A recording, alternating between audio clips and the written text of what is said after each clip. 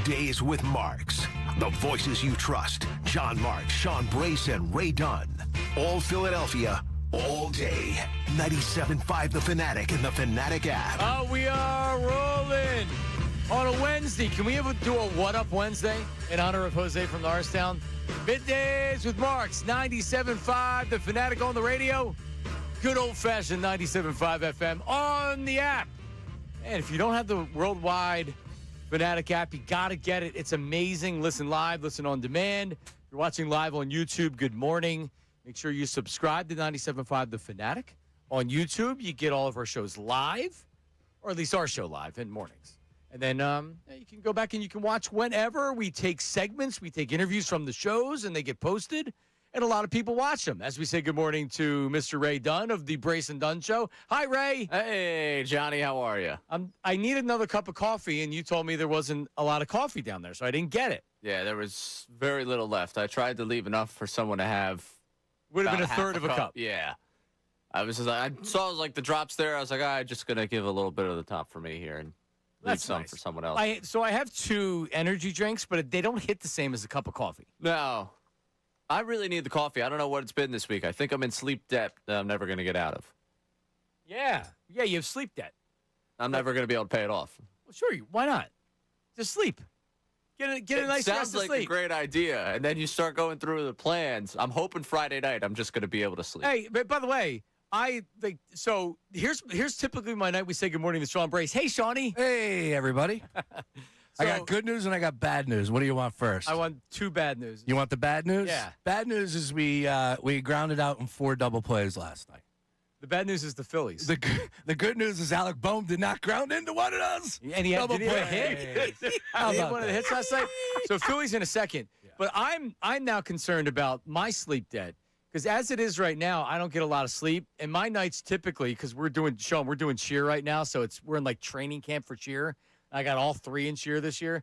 So we're there 4 nights for the first couple weeks. Ooh. Monday through Thursday, it's over at 7:30, which means by the time we get home, we walk to the car, get home, I got to have 3 showers, and then they're hungry, and then getting them to bed because they're all worked up. So like 10 o'clock, I'm going downstairs. Looks like someone threw a hand grenade in my kitchen. I have laundry that I have to fold. My wife's making shirts because she's so freaking busy with her business. And it's like, hang on a second, hun. I can't be going to bed at 11 o'clock and if I'm waking up at 3 every day. So, Ray, I need you to come over and do my dishes every night if you could. All right. Actually, I know people that live in your neighborhood. I could probably get like 4 or 5 different sets of hands to help you out. Sounds good. All right. I'll start sending texts out. Yep. Johnny Marks needs some help. I got a sleepover tonight, even though I was on the record as no more weekday sleepovers because it's too much to have to deal with everything else because now I got to clean the house because there's a sleepover. So, anyway, Sean, I wish the Phillies would make me feel better. Yeah, last night was a tough one. Another one, I think it's the 10th time they've been shut out this season. Just so disappointing. Another opportunity that, you get the pitching. It was 1-0 into the 8th inning. It's a game that you would hope that you're going to pull out. Good teams find a way to pull those games out. And credit to the Phillies. They've been good this year in 1-run games, but it doesn't shock anybody anymore. No. And now we're at the point of the season where you have to ask yourself, like, what are we looking at here? They're flirting with disaster, missing the playoffs. And I'll tell you what, like, there will be people out there that sell that as a good thing. You missed the playoffs. Everything's now they'll fire Dombrowski. But the issue is there's no season next year, right? Like, there's going to be no season next year. So, like, by the way, I don't think they fire Dombrowski even if they do miss the playoffs. I don't. Wow. He's not talking like a guy that feels like his job's on the line. Things can change. And I know I know publicly what's going to happen if the Phillies miss the playoffs. People are going to go nuts. So ownership wisely sometimes will change what they're thinking based on what the reaction is to things. But nothing tells me that Dave Dombrowski wouldn't be back. And I still expect the Phillies to make the playoffs. But, man, I'm not going to sit here and tell you that I'm super confident that this is a playoff team watching them night in and night out. Pathetic. I'm in. Yeah, Ray, you in? I'm in. Yeah, this is a terrible product, night in, night out. I just went through the last 2 weeks and what we've been through over the last 2 weeks of watching this team. And it starts with that double play at the end of the game, base running blunder against the Dodgers, and that's been 2 weeks ago. Since that time, just ugly. ugly baseball. Finding a way to lose games. The blown save by Duran in Miami. You go back to just what we've seen in the last couple of games, even that they've won. You let the team back in it. You feel like you're just kind of scraping by. You've lost 3 of 5, and it feels like you've lost 5 in a row, plus the losses you had before that. Yeah, you don't remember the wins like you remember the losses, which isn't necessarily unique to, but, I mean, it's super unique to this Phillies team. Sean, the people that say, well, just lose, don't make the playoffs, then Dombrowski's going to be gone. I don't think Dombrowski's going to be gone. Like you had said, what's the season next year? It's going to be 40 games. That's going to be a mess. It's not going to be fun to deal with as a fan. Nope. But honestly, you look at what the 76ers did with Daryl Morey, and Dave Dombrowski's not Daryl Morey. Daryl Morey had a run with James Harden in Houston, never made it to a finals. Daryl Morey is maybe an above-average NFL, NBA GM. He's certainly not a great GM, and the Sixers got rid of him. And it was a great move because look what happened since they got rid of him. Yep. They could have very easily said, you know what, we're going to give him one more year. They beat the Celtics. No, they did the right thing. Thank God they hired Bob Myers. And boom, look at where the Sixers are right now. They changed the organization in a matter of weeks. Now, Dave Dombrowski, if he keeps his job, let's just do hypotheticals here. If he keeps his job and they go in the next season and there's a season that's not changed, what are they doing? What's the plan? What do they do? They're spending on veteran players to try to patchwork the team, to try to make the lineup a little bit better. There'll be no trades that have any type of creativity or anything like that. Essentially, he's going to write the biggest check that he can, and they're going to try to get other guys that are on one-year contracts, and they're going to add a bullpen arm. The same thing he's been doing pretty much every year. No creativity, no urgency, nothing like that. No desperation. No, and the Phillies right now desperately need somebody that has a different urgency, that has a different mindset of Dave that, we have a good club, and if this happened, if that happened. Fine line. You think that if the Phillies were to lose in the first round of the playoffs this year or miss the playoffs, he's going to come out with his hair on fire, yelling and screaming about changes are going to be made, and he's going to do this and do that and put it all on himself?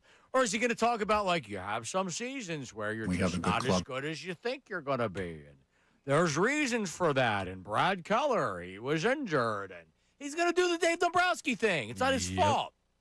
Well, I did watch an interview with Dave Dombrowski the other day where he... Heyman? Yep, he sat down with John Heyman, and it strikes me the same thing that he said in the offseason where he's content.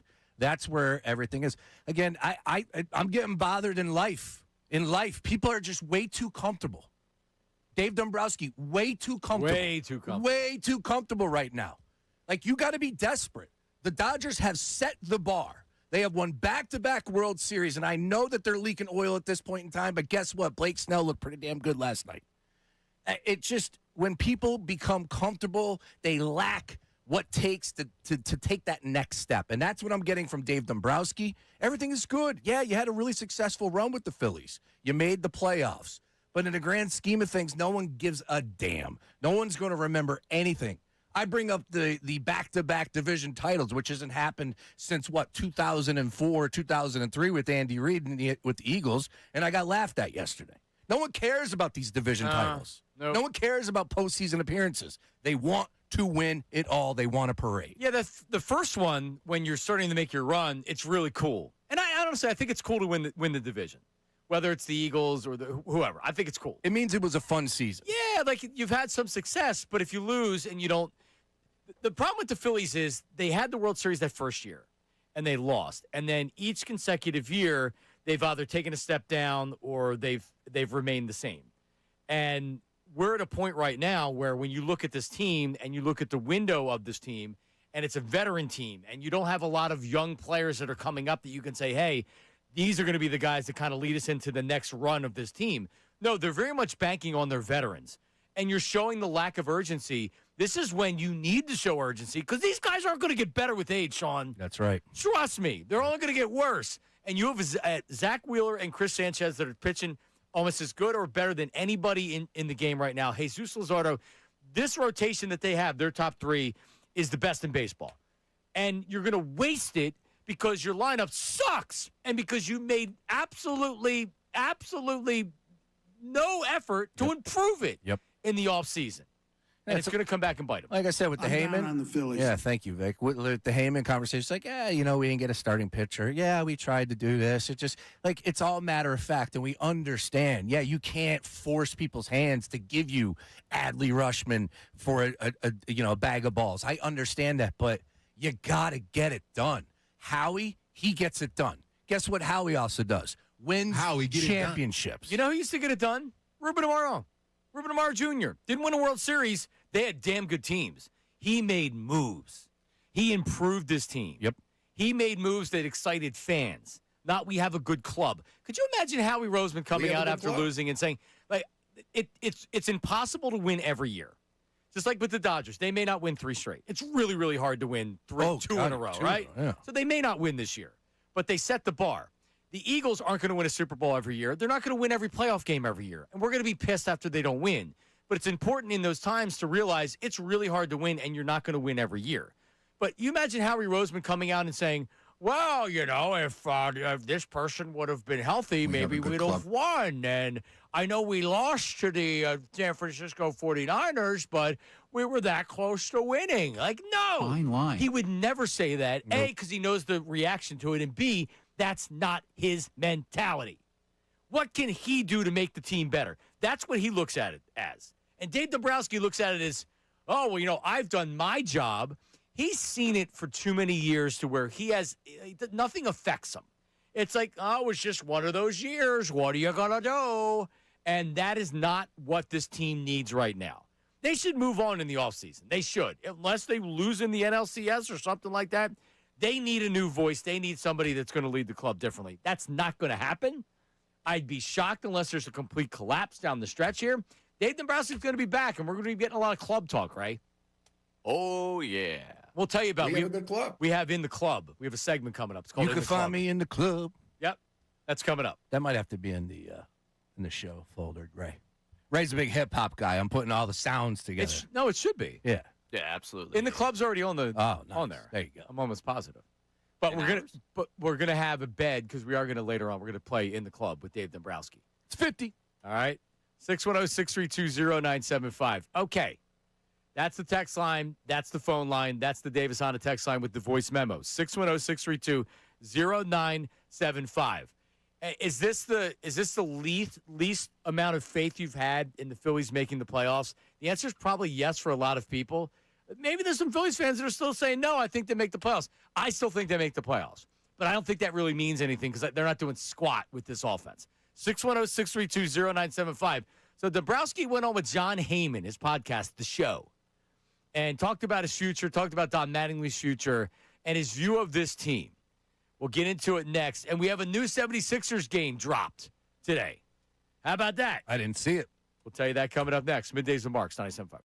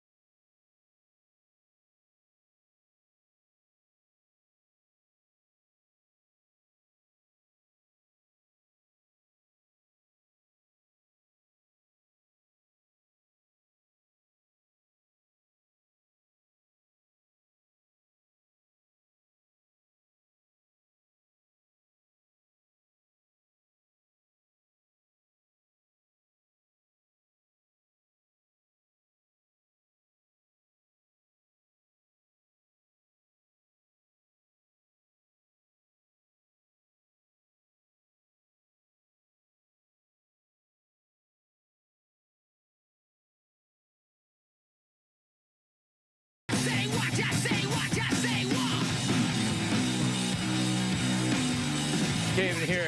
Middays, Marks. John Mark, Sean Brace, Raymond Dunn. What time do you want to do in the club with Dave Dombrowski? 11? 11 o'clock. Can we order turkey clubs and eat them during in the club? We'll tell you what in the club means. Probably could from across the street. Yeah, they're like $30 though. You got a better option? No, but they're not. What, do they still have that place up in the GSB building? Is that what it is? It used to be a non. Katz's Deli isn't a bougie deli because it's not really good, but it was more like a. I don't even know if it's still there. It was kind of like downstairs we used to have with Manja, which was good food, but it was reasonably priced. Yeah. Rock Hill Pizza down the street? You think they do clubs? Oh, yeah, they definitely do clubs. Big lunch. Yeah, that big cheesesteak. They open yet? All right, we'll look into doing some club talk with Dave Dombrowski. All right, we'll hit the phones. I see Nick's already on the line, and so get your text messages and your voice memos into the Davis Honda text line, which is 610-632-0975. But let's hear Dave Dombrowski. And I do got to say, for being a guy in his 70s, the hair's unbelievable. He's a handsome fella. He's very regal. He looks the part of being a Hall of Fame baseball executive. But what do we even have here from Dombrowski? His assessment of the team right now? Okay. All right. Here's Dave. We haven't played quite as well overall from a record perspective as I thought we would. It's been a little bit more of a struggle. We started off poorly, as we know. We were 9-19 at one time. So that was hard to explain based upon our personnel. We just came out slow out of the gate. We decided to make a managerial change at that time. We played better for an extended period. All right, so hang on a second. So the first 20 seconds, he's recapping the season that we already know. Yeah. So he's given us nothing so far. Okay, Dave, go ahead. Basically, over the last 6 weeks, couple months, we've been basically a 500 type club. Keep looking for us to really get it all together at one time. At times, our starting pitching has been absolutely outstanding, particularly our big three. Our bullpen's been up and down. We got a tremendous closer, but been up and down. And so I think probably the biggest surprise for me is how we've scuffled to score runs on a consistent basis. We've been better over the last time period, the last, I'd say, month even in that regard. But early in the year, we were near the bottom, and it really kind of surprised me because we have a lot of good offensive players. But as a whole, we just didn't click at that time. Yeah, you know who didn't surprise? Everybody else, Dave. This is the same thing that we've watched for years now. What is he talking about? What did we say in the offseason? If you're not going to add to the lineup, and I'm not talking about Adolis Garcia, and that played out, except for the injury, it played out exactly how I thought it was going to. He's got raw power. He's a horrible hitter. So why did you think it was going to be different? You brought back the same team. Other than Crawford and a couple of minor things, you brought back the same team, and he's surprised that they've scuffled? Isn't this the same thing that we've watched? Correct. A lot of Phillies fans have had this same vibe. I know you have as well, and I've been somewhat I was more positive than ever last year, so that took a big toll on me. And, of course, the way that they started, it was easy. But I'm not Dave Dombrowski, and that's what bothers me because Dave Dombrowski is clearly not reading the writing on the wall, nor does he he's so, as you just heard, he's so matter-of-fact about, well, this is the reason why, and we're struggling here, but this is what happened, and we can't get this guy because of this. And it's just like there's no urgency. I know he's concerned, but is he concerned enough right now, John? Because it's August 12th, and the Phillies are hanging on to that final wild card spot like by the hair of their chinny chin. Like, it is so close. There's some good teams that are behind them right now that could very well creep up and take that spot, and then you are sitting home. Yeah, there's not going to be a season next year. Well, guess what? There's not going to be a postseason either. Oh, man. Yeah, we can talk about missing the playoffs, and when we're talking about it, I'm not really thinking it's going to happen. God forbid this team, maybe Dombrowski does get whacked, because I can tell you what's going to happen to the city if they don't make the playoffs. People aren't going to be happy. The city's going to burn if they don't make the playoffs. I think at this point we are, they don't go to a World Series, this city burns. I got something that cushions the blow, softens things just a little bit, and it's pretty easy. His name is LeBron James. Yeah, that's going to dull the sting just a little bit for a lot of people out there, but it should not matter. In the grand scheme of things, you nailed it, John, to start the show. You have this type of starting pitching. Some would put this up there with the best it's ever had in the franchise's history. For sure. And you're going to waste it. You're not going to make the playoffs with this starting rotation? How dare you? Yeah, look what Ruben Amaro did. They didn't They didn't win a World Series. They didn't make it to a World Series. But didn't they win 102 games the one year? Like, they went for it. And Ruben made big trades. He traded prospects. They spent a lot of money. He went for it. Dave is very comfortable saying we have a good club. And Bo Bichette almost fell into their lap, and then that didn't work out. And I think it's actually a good move that it didn't work out. You can't, regardless of, unless you make it to a World Series or you're very competitive in an NLCS, you got to make changes this offseason. And then I'm going to be like, but they may not have a season, so, like, what are we even talking about? Correct, and that's where we're at. And it's just a shame. It's just a shame because of what they have at the starting rotation. All right, more club talk with Dave Dombrowski coming up next. Let's go to Nick in Philly. Nick, what do you got, buddy? Good morning. Yeah, guys, how you doing? A great intro on today's topic. It really was good to follow with this. Good. But take a look back to 22, as you said. We win a World Series. Let's put us all in that position as a GM. I'm thinking, where was my weakness at? It was my lineup. I got to make a change here. I need more contact hitters. I need some things I got to change. Nothing. 23, nothing. 24, nothing. 25, nothing. 26, nothing. How is that possible that Dombrowski did not change the makeup of the team for 4 consecutive years? How is that possible? He thinks that it's less about making change and it's more about how a team plays at a certain time, injuries. If the umpire calls strike 3, they beat the Dodgers, they win a World Series. If you hear him talk, everything he exudes, I did my job, then it's a matter of everything falling into place, which I can't control, which is crazy. Like, some of it's true, but it's crazy that you would have that lack of urgency after coming that close in your mind to beating the Dodgers. What can you do running the Phillies that can put them over the top this year? You know what the answer was? Nothing. He didn't do anything. Exactly. He did nothing. Nothing. Really, the best thing to happen really is for us not to make the playoffs. Maybe that will get him out of here. The game's past the man. It has. It's past them, and I have no idea what Middleton's thinking about. Like he has him on this pedestal. He don't have it no more. It's obvious. Listen, the other day on a minor thing, and I don't want to hold you up, but he brings up a pitcher, Sugar, who threw 3-4 straight days in a row, and they couldn't use him the other day. Yep. How would he come up? It blew my mind. Why would McFarland come up and he was available? Like, stuff like that just drives me crazy of incompetence. And you're supposed to be a Hall of Fame GM. I don't get it. Yeah, that was a tough one to Appreciate swallow. it, Nick. It was just like, wait a minute. You brought up the guy and he can't even help. Like, what am I missing here? Again, that's going to be a segment. Write that down because I say that a lot. But that's the reality we're at. And to Nick's point, he said it. That's normally I can get down with that vision where it's like, okay, if you miss the playoffs, somewhat of a good thing. I never want to miss the playoffs. I don't care the team. Get me in, chip in a chair. You got an opportunity to do special things. However, with no season next year, I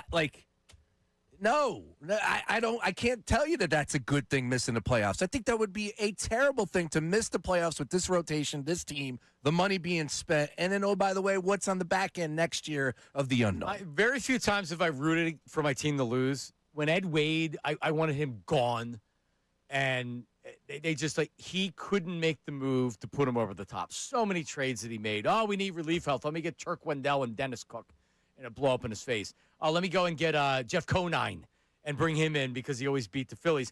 He couldn't make that move that got them over the top. They didn't make the playoffs. I rooted for the Phillies to lose because I wanted a change. They got the change with Pat Killick. They won a World Series. So I understand the perspective from a lot of Phillies fans. You were off. You caught the beginning of it. But the entire week leading into the trade deadline, everybody wanted the Phillies to sell. They don't deserve to be helped at the trade deadline. People that, like, fans that I respect, too, see the writing on the wall with this team and say there's no reason to add and to take away our prospects. I didn't agree with that. But I, at least by the end of the process, realized there's a lot of people out there that want to sell. You know what we're going to get now, Ray? They should miss the playoffs because that's the only thing that's going to make changes happen. I just don't think that's going to make changes happen. No, I don't think it's going to make changes happen either. I would prefer they make the playoffs, and if you want the change to happen, whatever happens to the playoffs, like if they plateau, yeah, I'm honestly hopeless. Maybe that's where I'm going. I don't think Dombrowski's gone regardless. And the caller had said that he holds them up. John Middleton holds Dave Dombrowski on this pedestal. Absolutely. So when he goes to owners' meetings and he's Dave Dombrowski is his GM, he's running his franchise. He's going to the Hall of Fame. Mm-hmm. Pat Gillick ran his franchise. That was a great hire by the Phillies. Dombrowski hasn't gotten to the World Series, but John Middleton looks at him and says, this is a Hall of Famer running my team. I'm not, even though it hasn't worked out, I'm not firing him. We're selling out the ballpark. We're winning a lot of games. They missed the playoffs. Maybe that changes. So, but as far as job performance, Dave Dombrowski hasn't done a good job. Seriously, what's the best move he's made? Not signing Bader? The Bolin trade? Well, it was a great trade. Yep, he's made some good moves, but overall, is this a better team this year than last year? No. No. The issue is the two pennants or the two flags in the outfield. So he could point that, I haven't done a good job. Well, back-to-back division titles. Luzardo was a great trade. He can dunk on Tim Kelly Sports when he needs to. Right. I almost like, I don't want to say similar to Morey because I think he's done a better job than Morey. Morey wasn't a horrible GM. He had good draft picks. Yeah, he just had a bad vision at the end. Right. And what's the problem with Dombrowski? His vision. His vision is we have a good club and no urgency to do anything about it. Correct. I think we have a good Dude, club. when you roll out content and you haven't won a damn thing, Yeah, like how do you say like that? I just there's You think a fan's content listening to you? there's nothing I'm content with in life. There's nothing. Like I'm very happy as a married man, but like I want to be a better dad. I want to be a better husband. You're not even content in that world. I'm not content with the job. I'm not No. content like no. I'm never content. No, you can't be. I think the one thing that we all maybe put to the side here is Middleton, I think, thinks like us. And Middleton also really puts value in what fans say. I think he likes the fact he's balanced out by a dude that literally lives in his own box. Dave Dombrowski sounds like a guy who has not spoken to a fan about this team ever or taken very seriously what they ever have to say. And Middleton can throw his tantrum in the owner's box after they lose Game 7 to the Diamondbacks or whatever game he feels horrible about. And he goes and talks to Dave Dombrowski, and Dombrowski cools him down. Like, dude, you've done everything you can. Yes. You've spent the money. We've put together a team that's capable of winning a World Series. Yeah. It's not to justify keeping him, but I think that's part of the reason why Middleton loves Dombrowski. Like, this love fest exists because Middleton is very happy to be in the 200 level. Like, what do you guys think about this starting rotation? And then he goes and takes that to Dombrowski, and he's like, all right, yeah, sure, dude. Here's the way it is. No, you're right. No, it's a really good point with Middleton. I mean, remember when he who did he fire? He went out and he was talking. Who did he get fired? Who did he fire? Was it Girardi? He was talking to fans in the outfield. Oh, yeah, Yeah. 2 days before. Was it Girardi? And then he fired him. Yeah. So to your point, he does hear. Can we get Todd Zalecki to put up a Twitter poll? You took the words out of my mouth. He's very connected. He knows what's being said, and he's swayed to a point as well. He wants to be down on the field throwing the autographed balls up. And that's what he wants to do. And that's why I John Middleton is a legit Philadelphia. I like John Middleton. He's a lifelong. He is a Philadelphia family. He cares about the Phillies. He spends money where he doesn't have to spend money. I'm all in on John Middleton. Same. To me, it's an easier decision than him for all the reasons we're talking about. So let's hear Dave. Because everything that we've heard, and we've talked about this before, I asked Bob Nightingale before they fired Rob Thompson if Dave Dombrowski's job was potentially in trouble, and he laughed at me and said Dave Dombrowski will be here as long as he wants to be here. And I was like, all right, well, that's even if they miss the playoffs. And then the more you think about it, it's like, you know what? He's probably right. But John Heyman asked Dave Dombrowski about his future. Here he is. I like very much what I'm doing, and very much the Phillies have been great with me. Enjoy working with John Middleton. The organization's tremendous. Love being in Philadelphia and the organization, the people with whom I work. So hopefully that will last beyond next year. And he had a pretty long answer there where he talked about then I don't know if it was a follow-up about Nashville. Or He shot down Nashville later on. Yeah. So he talked about Nashville, and he said he's at a point where that's probably not going to happen because he really likes what he's doing with the Phillies. And it sure sounds like they've already had preliminary discussions about the extension. Things can change. Yeah. But he certainly – is he GMing like he thinks that this could be his last year? No. Yeah, No. sound like it, though. No, but I as far as I'm concerned with Middleton, again, with all these conversations, with everything, I don't know what's going to happen because there's going to be no season next year. I have no idea. It changes so much with the dynamics on how I would normally make the case of like, okay, because we've seen this. We know how this song and dance plays out for these teams. They bring in this guy to run the organization. They miss the playoffs. Fan base goes a little chaotic, and next thing you know, he's out. Right? That's what I could see. Things can change quick. Yeah, I could see the writing on the wall. If the Phillies missed the playoffs, absolutely, I think Dave Dombrowski would be gone. But there's no season next year, so it's just everything changes. Like, the future is bleak right now. Do you agree with that? I know Andrew was talking about this morning. We can say he should be if they miss the playoffs. He absolutely should be. But by the way, I'm ready for a new GM. Yes. Make the playoffs or not, winning the World Series, all right, going to a World Series, that changes things. But if this ends the way we think it's going to end, which is you're losing in the playoffs and we're not going to be happy with that, I would love to have a new eye and a new voice and somebody that's going to have more urgency than what he's doing. Yep. Do we believe that's actually going to happen? Ray, if they miss the playoffs, you think he's gone? No. I don't either. Mm-mm. We could scream about it. We could yell about it. When he does the exit presser, I might just have you sitting there on hold because I'll be looking forward to having you just lose it the way you did last year, Adam, when he puts his feet up and tells you he had a good club. You know, there's some things they have to get better at the offseason. So help us. We have a good club. I guess we only find out if he becomes elite or he continues if he to be drops good. one of those on us. But, yeah, I think we're going to go through the same song and dance. Is this purgatory? It's like you said with the Dave Dombrowski bubble or a box where he lives in. I don't feel like there's anybody like Phil, and I don't know this to be the case, and I think the Phillies do a great job with their media relations and things like that. But in the communications department, is anybody going to Dave Dombrowski and saying, "Hey, Dave, just so you know, like the fans are really pissed." So I think it's important that when we go up and we speak today, that we have that in mind instead of going up there and saying we have a good club. I don't know if those conversations are happening because of what you just said about Dave Dombrowski. And I don't know if it resonates even if they are happening. I will say I want to give them credit for the lack of media he did prior to the trade deadline because it's now all been post-trade deadline. That somebody had to have looked at the way they approached him going on everything last year, MLB Network, the show. I forgot what it was called. That's so arrogant to call it the show. John Heyman? John Heyman and Joel Sherman are the show. No, you guys they're not. don't deserve that as your podcast. In their minds, they think they are. Of course. Yeah, but Well, no, they're not. so Joel Sherman was off. John Heyman, it was horrible. John Heyman's terrible. John Heyman's, come on. the show. Yeah, they get Dombrowski. He's connected. was- Yeah, He's very connected. He gets the inside correct. But I don't think he's gone either. I don't think he's gone.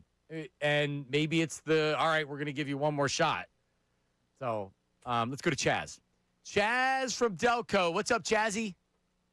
What's up, guys? How you doing today? How are you doing? It's my guy, Chaz. Great to see you all back together again. All right. Yeah, for a couple more you shows. guys changed topics so many times in the past 5 minutes. I don't know what to talk about. We did. Dombrowski, he's wishy-washy. I think he's got every right to be because the owner spent a heck of a lot of money on this team. So he's hearing from one side, I spent a heck of a lot of money on this team. Why ain't they performing? And on the other hand, he's saying from the fans, oh, we need to change the players. So he puts them in a bad position. His attitude stinks. He can't make a decision. He's got 1 foot in and 1 foot out. So that's my evaluation from the top. From the bottom, the players. What is wrong with our players? They panic when they're in situations where they need to maintain composure and maintain their batting approach. Yeah, you know what it is, Chaz? They're not good hitters. Yeah. You know when they score runs, Sean? When they hit home runs. Yep. Last night, they weren't hitting home runs. They've had 27 games this year scoring 1 run or less. That is one short of the most in baseball, according to John Clark here. So it tells you all you need to know. They're so inconsistent, and it's frustrating because when you do get the hitting, then the pitching stinks, like Trey Turner said, right? And when you get the pitching, then the hitting stinks. And here we are. More times than not, the hitting is an issue. Right. That was a winnable game last night. You are in a playoff race, and look at the schedule. They got a 9-game West Coast trip coming up in September. How do you feel about that? How do you feel about that? I'm in. Yeah. Oh, well, that's when people are going to sell us the idea of, look, get away from the fans, get away from home they'll turf, rally. and you'll rally. Yeah. Right. Wow. It is true. They don't play complimentary baseball. they can't put it all together. It's like in from Friday when he says peanut butter no jelly, Kool-Aid no sugar, ham no burger. That's it. That's it. Yeah, like last night I saw people freaking out about the bullpen. All right, like they gave up 2 runs in 2 innings. That's not great. They didn't get a run. And then Sanchez, and we'll talk about Don Mattingly, this genius. That Sanchez, it's clear that Don Mattingly doesn't speak to the players. There's no communication. The modern day manager, coach, whatever sport you're talking about, need to communicate. That could be possibly, especially in baseball. That's like one of the things that you have to be very good at. And Mattingly, does he even talk to the guys? No. Oh my God, man, I can't stand him. He has, I will say, because with the shakeup at the defense, he did say he had one-on-ones with them there. Good, I'm glad you did. When he dropped Bohm to 8, he said he had a conversation with Bohm. Good, I'm glad you did. But if he doesn't have to, no, Mattingly's old school. He's not. But it's also like having those – that's not like – to your point, that's not like he's not talking to them at all and they're finding out through the media. But he's also not like – you need to have relationships where guys are like – I like this guy. Yep. And like with Rob, those guys love Rob Thompson. There's a reason why he got the results that Joe Girardi wasn't. And I think there's a reason now why these guys are struggling because Don is just so friggin' boring and he does nothing. He does nothing for him. Rob, there was something with Rob. There was something about his personality. He really connected with his players. Don's not connecting with these guys. Give me a break. Alex Cora, come on down. All right, so Don Mattingly, Chris Sanchez. We'll play the audio of what happened last night. They took Sanchez after 6 innings. Also, Dave Dombrowski spoke about Don Mattingly's future. And we will tell you coming up, we'll pay off the tease of the 76ers. We know another game.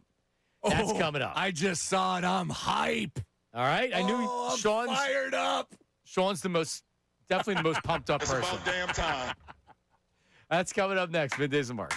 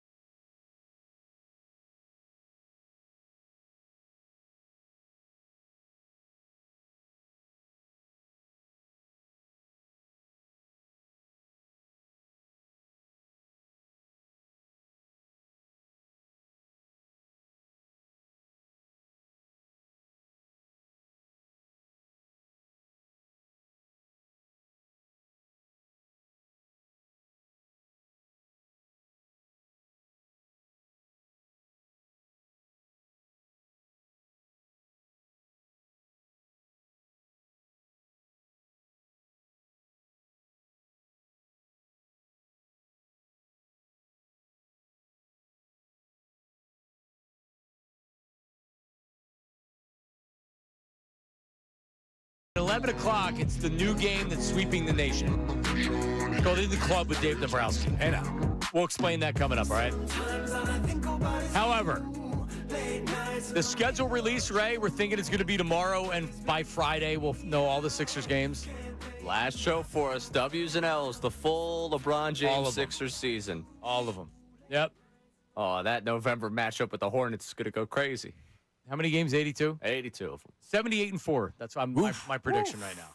Yep, they're only losing 4 games. Do we win the championship, too? You know what's crazy is the Warriors went 73 and didn't win at all. 9. It's crazy. Anyway, the 76ers, Ray, and when I saw this, I knew Sean would be very excited because the Sixers will play the New York Knicks, who are not only the defending NBA champions, but the defending NBA Cup champions, and they will play them in an NBA Cup game, Ray. Are you kidding me? Yeah. Love it. I can't wait to have this fight with you. Love it. Let's Bank go. the show sheet. Yeah, the show sheet, October 30th. Well, yeah, October 30th, the night of the Cup. If you don't know, Sean Yes. is the one person in the world that cares about the NBA Cup. I respect the cup. You do. I stand up. In fact, you were saying the Knicks might be one of the best teams ever because they were the first team to win the Cup and the title. That is correct. You think about it. May not ever be done again. Really, it's like the Triple Crown for Until this decades. year with the 76. Oh. I love it. All right, here's my question. Would you rather them win the Cup or the title? No, it's not even. Okay. Yeah. I can't get too crazy here. But I respect the cup. You can't tell me that when it's down to the Final Four that they don't play different. They absolutely do. Because they've money on them. There's a little bit of money, right? Financial incentive. I'm with you. Also pride in the cup. Also the fact that all eyes are on them. Yes, Are they? Those games are played differently. Strictly effort.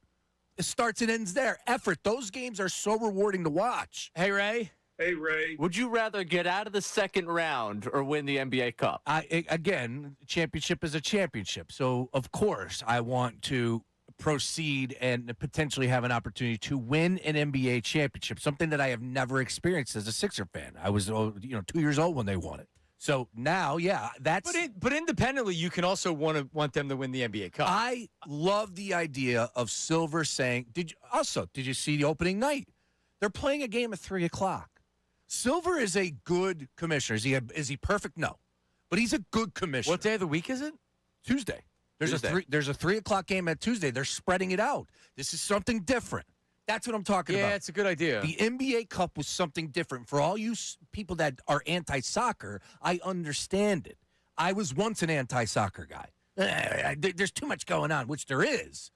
But with this, in the grand scheme of things, as far as NBA is concerned, it's a tournament in the middle of the season. Yeah, the games are the same. Yeah, nobody cares. And you can care, nobody cares. I've never watched an NBA Cup game. No? No, I've never watched an NBA Cup Oh, man, game. you're missing out. Because it's an NBA Cup game, I have no interest. How about this year? They're playing it in Indiana. However, if your team is in the NBA Cup, it's better than a regular season game. It is better than a regular season game. Yes. They try to sell it to where it's like the Final Four, and it was in Vegas before and all that. The later round. Outside of that, on the Knicks and Sixers, I have a lot of interest in because it's an NBA Cup game. Yeah. Who cares?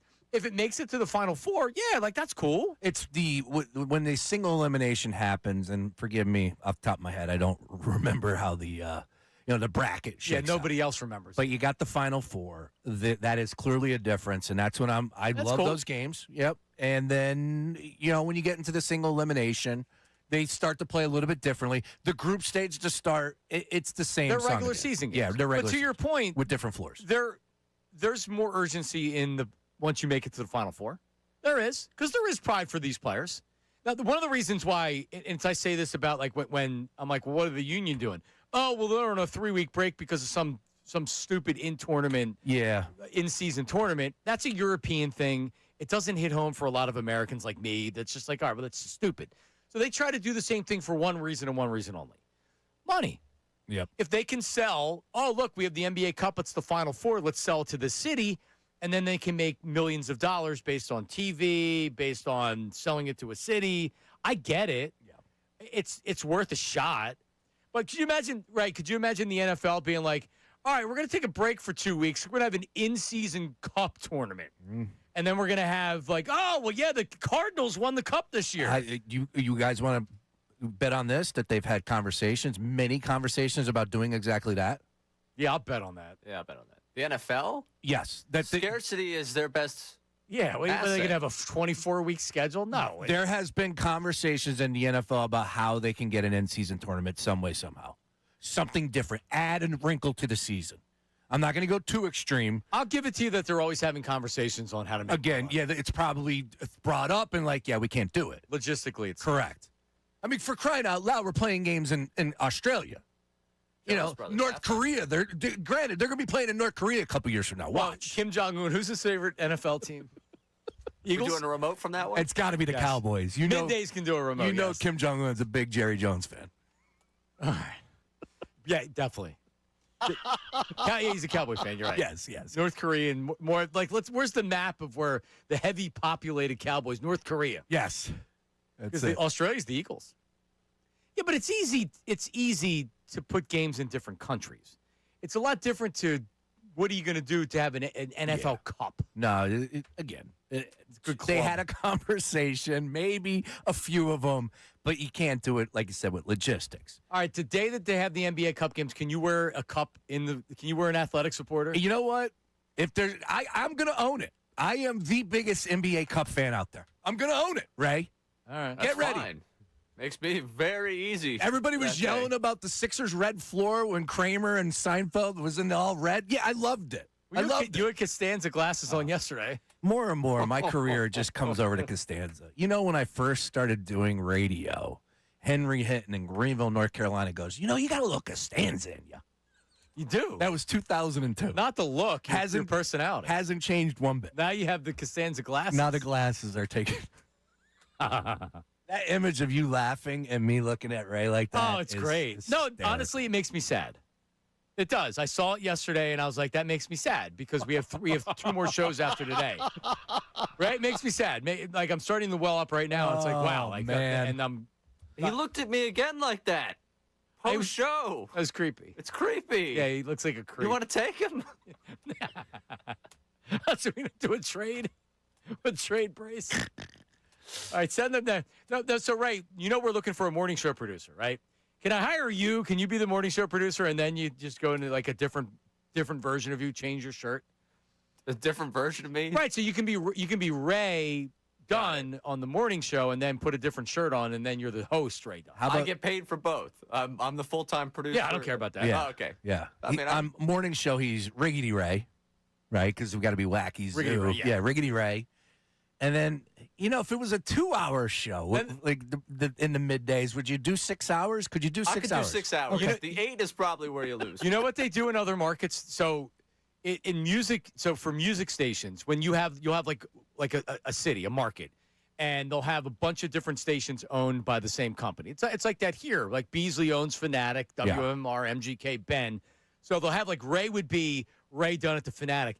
Then he would go to MGK and he would be like, he would have a totally different name, and it's the same person. So you see this because they voice track it, and a lot of these stations it's not even live. Yeah. You have the same personality in the same market doing, you worked at iHeart, know this. The same personality with different names at different stations in the same market. That's wild. I don't recall the same market. Not here, but I see it all over the place. It doesn't surprise me. Ray, you interested? I mean, I'd love to do music for a day. Could you put on a disguise and be a different person in the morning? We could call you like Larry. I'm in. The voice tracking is hysterical. It was so easy voice tracking.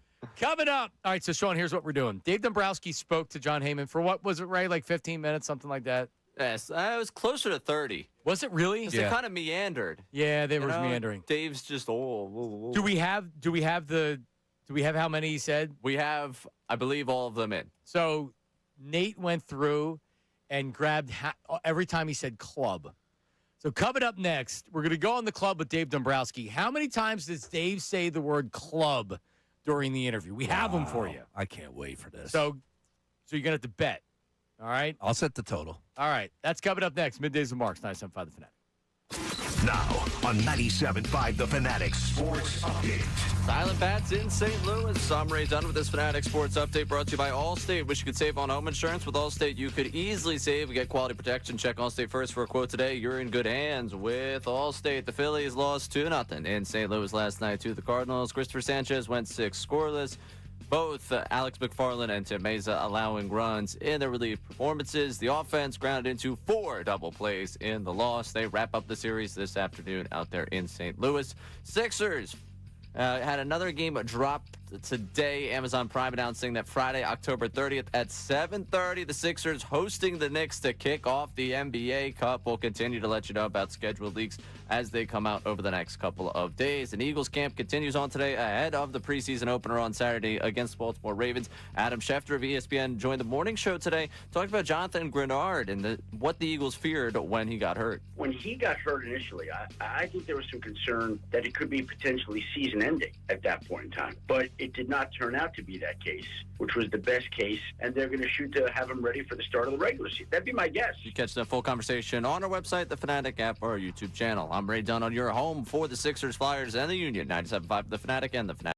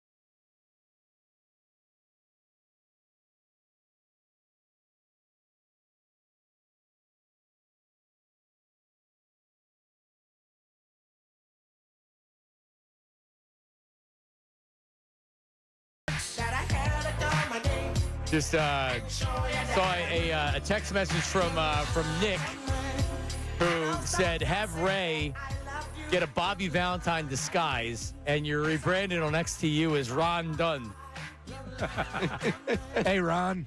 Yeah, because you look good with the mustache. You pull the mustache off. So just change your look, put a cowboy hat on, and you go down. Your name's Ron Dunn. I showed up. I don't know what I was doing last night when I got back from the grocery store, but we were sitting there watching Family Feud amongst the roommates, and the Steve Harvey mustache had me thinking. I was like, I've gone with this beard look for a little while. What if I just tried the stash out for like a couple weeks? What does Steve Harvey look like if he doesn't have all that makeup and everything else on him? I don't know. He doesn't look real. He looks like. I mean, and I love Steve Harvey's done he's been the best host they've had. How old is Steve Harvey? You watch Family Feud, it looks like he's kind of like CGI'd in there. It doesn't look real. He doesn't look real. He was wearing a velvet suit last night on that. 69. Wow. Nice. Yes, because here's a picture of him right here where he's got a gray beard, and he actually looks a lot better than that mustache. He looks great. He is funny. Steve Harvey's one of the funnier people. Kings of comedy. Oh, my God. Bernie Mac. We don't talk about that enough. Oh, tell me about it. Wow. Yeah, Steve Harvey's the best, and I grew up with Richard Dawson and Ray Combs. Dude, I sat down with Cedric the Entertainer one time. Really? He was doing a show at Sugar House, formerly known as Sugar House. Oh, he was so cool, down to earth. We talked St. Louis, talked to Ryan Howard, just a sports guy. Is that when you worked at Power 99? That's banging hip hop and R&B. Damn right. All right, well, there you go. So, Ray, could you make that happen? And think about it. You might be able to get a couple extra bucks. Hey, Ron. I would love to try music. Yeah, me too. Like, I've never done it. I was honestly down with Matt Cord talking, like, again, trying to get him out of retirement. And I was like, let me see, like, what the setup even is here. I don't know. Hitting the post for me would probably be a struggle. No. Yeah, but no one, like, Preston and Steve, they play music, but they're not talking to the post. Matt does that. Brett Porsche does that. But a lot of these stations are voice track. Yeah. Where you're hitting the post because you're editing it. It's not live. And you know, like you got the information. Well, no. So on depending on what it counts down, you know when the lyrics are going to start. Correct. So on the board, it's counting down to where you know if you don't know the song, you know when you need to hit the post. Yeah, he was showing me. I feel like I could eventually figure it out, but it makes it look so smooth that. Oh yeah, he's been doing it for 4 years. He's also a lifer. I got you. Right. But it's not just necessarily like. Let me give you an example. And we're going to go into the club with Dave. Wow, Al Michaels, you're really good at this talking thing. It sounds like you've done play-by-play before. Well, you're 80. Done it for 60 years. But like for example, it Smells Like Teen Spirit. Yes. So Smells Like Teen Spirit. You don't start talking. You don't throw it to the song when they start talking. That intro is like a minute long. Oh, no. That's the post. Yes. It's not the talking. So it's not always just when the singer starts singing. Yeah. It depends. I like that. Next life, I'm going to be in the 80s, and I'm going to be an 80s music DJ. Everything comes back. Everything comes back around. Yeah, some people say that. All right. So how long was did we figure out exactly how because it might change. We have to write down how many clubs we think happened. So how was it? We'll just say it was around 30 minutes. I could give you an exact number in a second. How many times over the course of approximately 30 minutes does Dave Dombrowski mutter the word club? 22 minutes. 22 minutes. So I used to do this when I first started with Mike. Shane Victorino was the king of So we used to do the game with Shane Victorino. And Cole, wasn't it? Cole was a big guy. And it was like a natural reset for them when they didn't know what else to say. So they would say, and we would do the same thing we're going to do right here. Sean, where would you set the over-under? 22 minutes, Dave Dombrowski club talk. How many times does he say club in 22 minutes? Knowing what I do know already about Dave Dombrowski and how he feels about said club, I'm going to set the number high. We're in the double digits. I think we have a good club. And I spoke to some people behind the cage at the local casino. The Vegas odds makers are setting the line at 14.5.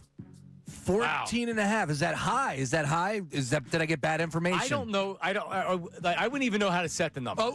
Hang on. 12.5. 12.5 is the number that we just got.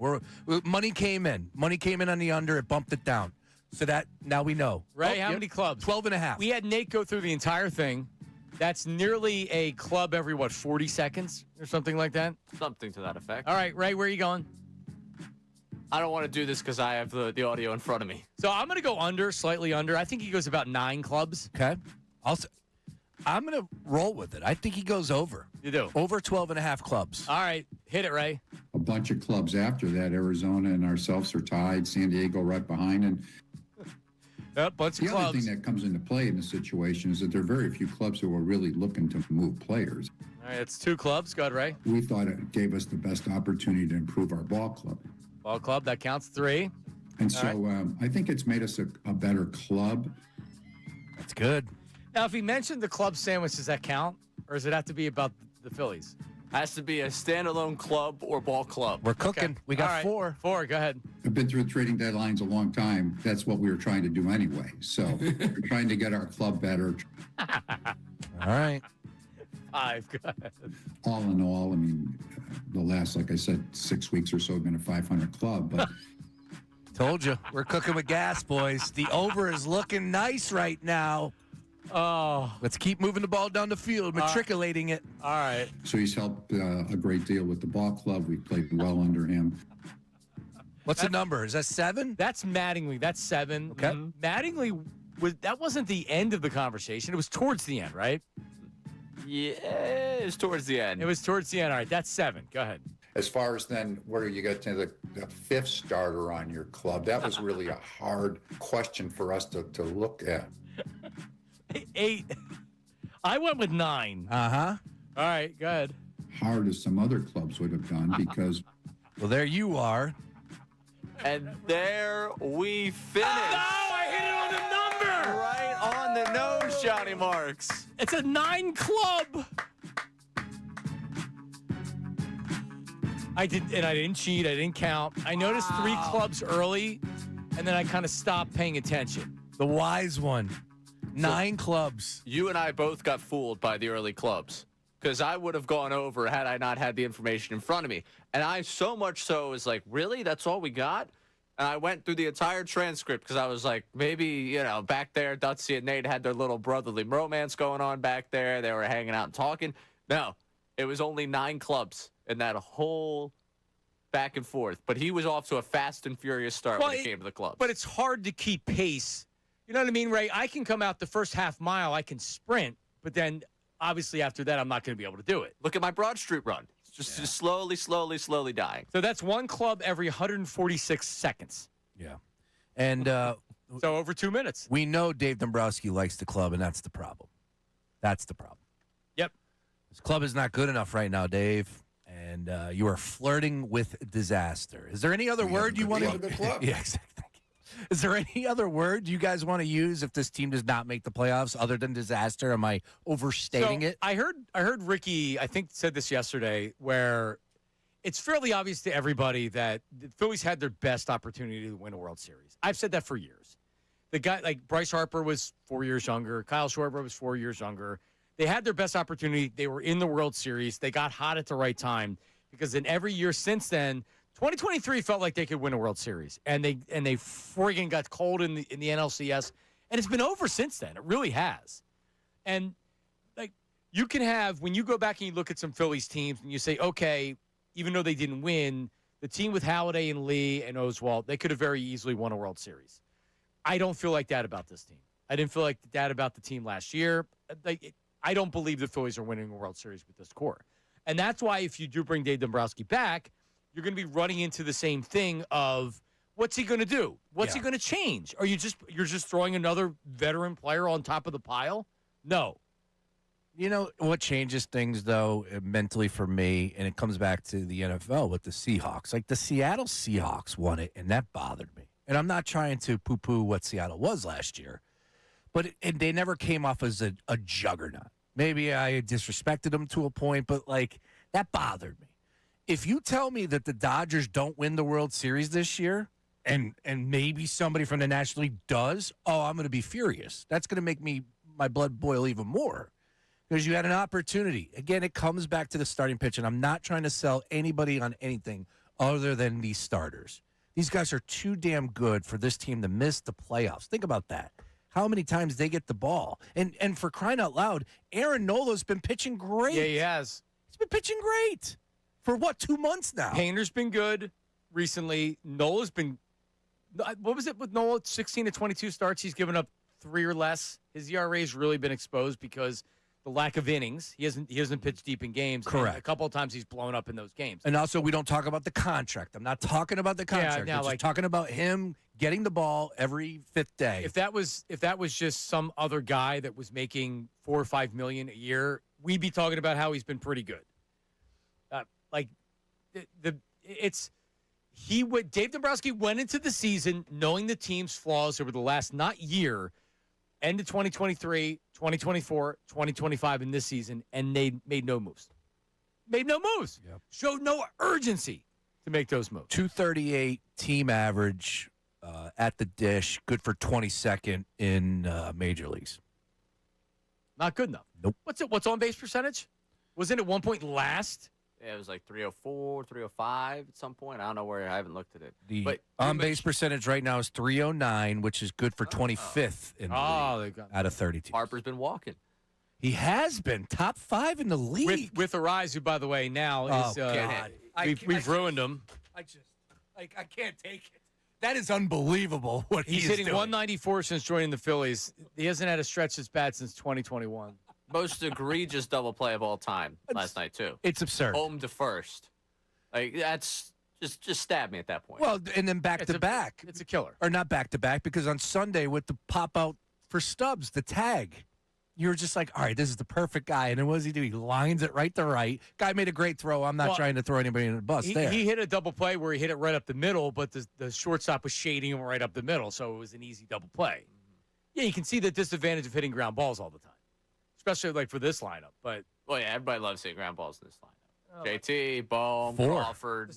4 double plays. Yeah. All right, we'll hear from more Dave coming. We'll do more club talk with Dave coming up. Let's go to Penn State Evan, who's calling from San Diego, California. Penn State Evan, hello.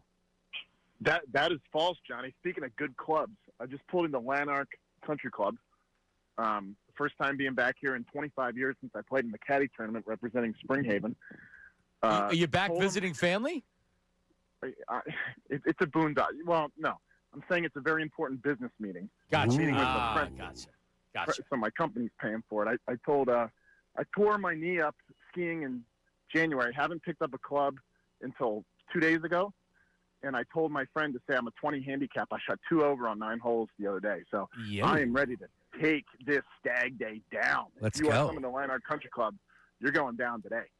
And you know, a couple observations coming back here. Number one, how many people from Marple Newtown High School get married out of convenience that just meet at Barnaby's? Number two, I didn't know Citizens Bank was an actual bank. I just saw one. And there's no traffic here compared to California. So hang on, did you go to Marple Newtown? I sure did. Yeah, my wife did. She's a graduate. Marple Newtown. When did she graduate? I'm not gonna tell you that. I don't want to give too information. Okay. Yeah, she's from Broomall. My wife's from Broomall. I've been to that Barnaby's. Dude, They have the Delco flag raised all the way up. Bernie's her uncle. Yes. Do you understand how funny it is for somebody who doesn't live here to see a sign behind the the batters and say "Visit Delco"? Like they're advertising Delco nationally. Like nationally, who would want to?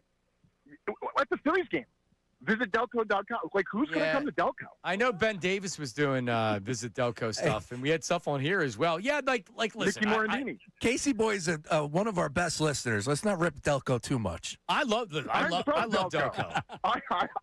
all Delco. I was 3-time all Delco. Nice. But what's next? Visit Kensington.com? Yes. Is that the next advertising campaign?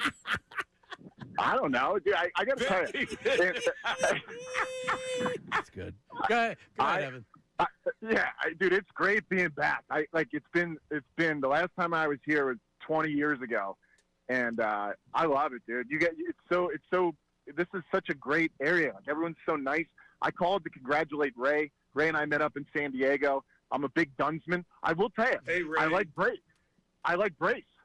Oh, thank you. Brace is great. Oh, thank you. I appreciate what about that. me? You're okay. You're going to be. You're going to the. I mean, I got demoted the mornings because of Ray. Yeah. You're going to be on too early. I'm not going to listen. I know, So and I was just when I see Penn State Evan, I'm ready. Even if I'm not a Penn State fan, I'm ready to talk about Penn State because Rocco Beck. They actually have a quarterback finally, and I'm a big Rocco Beck fan, so I'm excited for Penn State.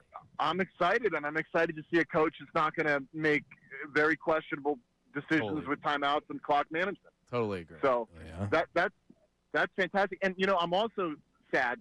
I was your official Nick Castellanos correspondent in San Diego. Yeah, it didn't last. And that came to an end. He did save Mother's Day for all the moms out there. But anyway, hey, if anyone is listening on the way to Lanark Country Club, I am coming to take your money today. I used to be a 6 handicap, and just because I'm wearing a knee brace and I have no ligaments in my right knee doesn't mean that you're. I'm not going to shoot a 78 with a 20 handicap. Have fun. We appreciate you calling. Ray doesn't golf for money. He golfs for cigarettes. That's the only thing he bets.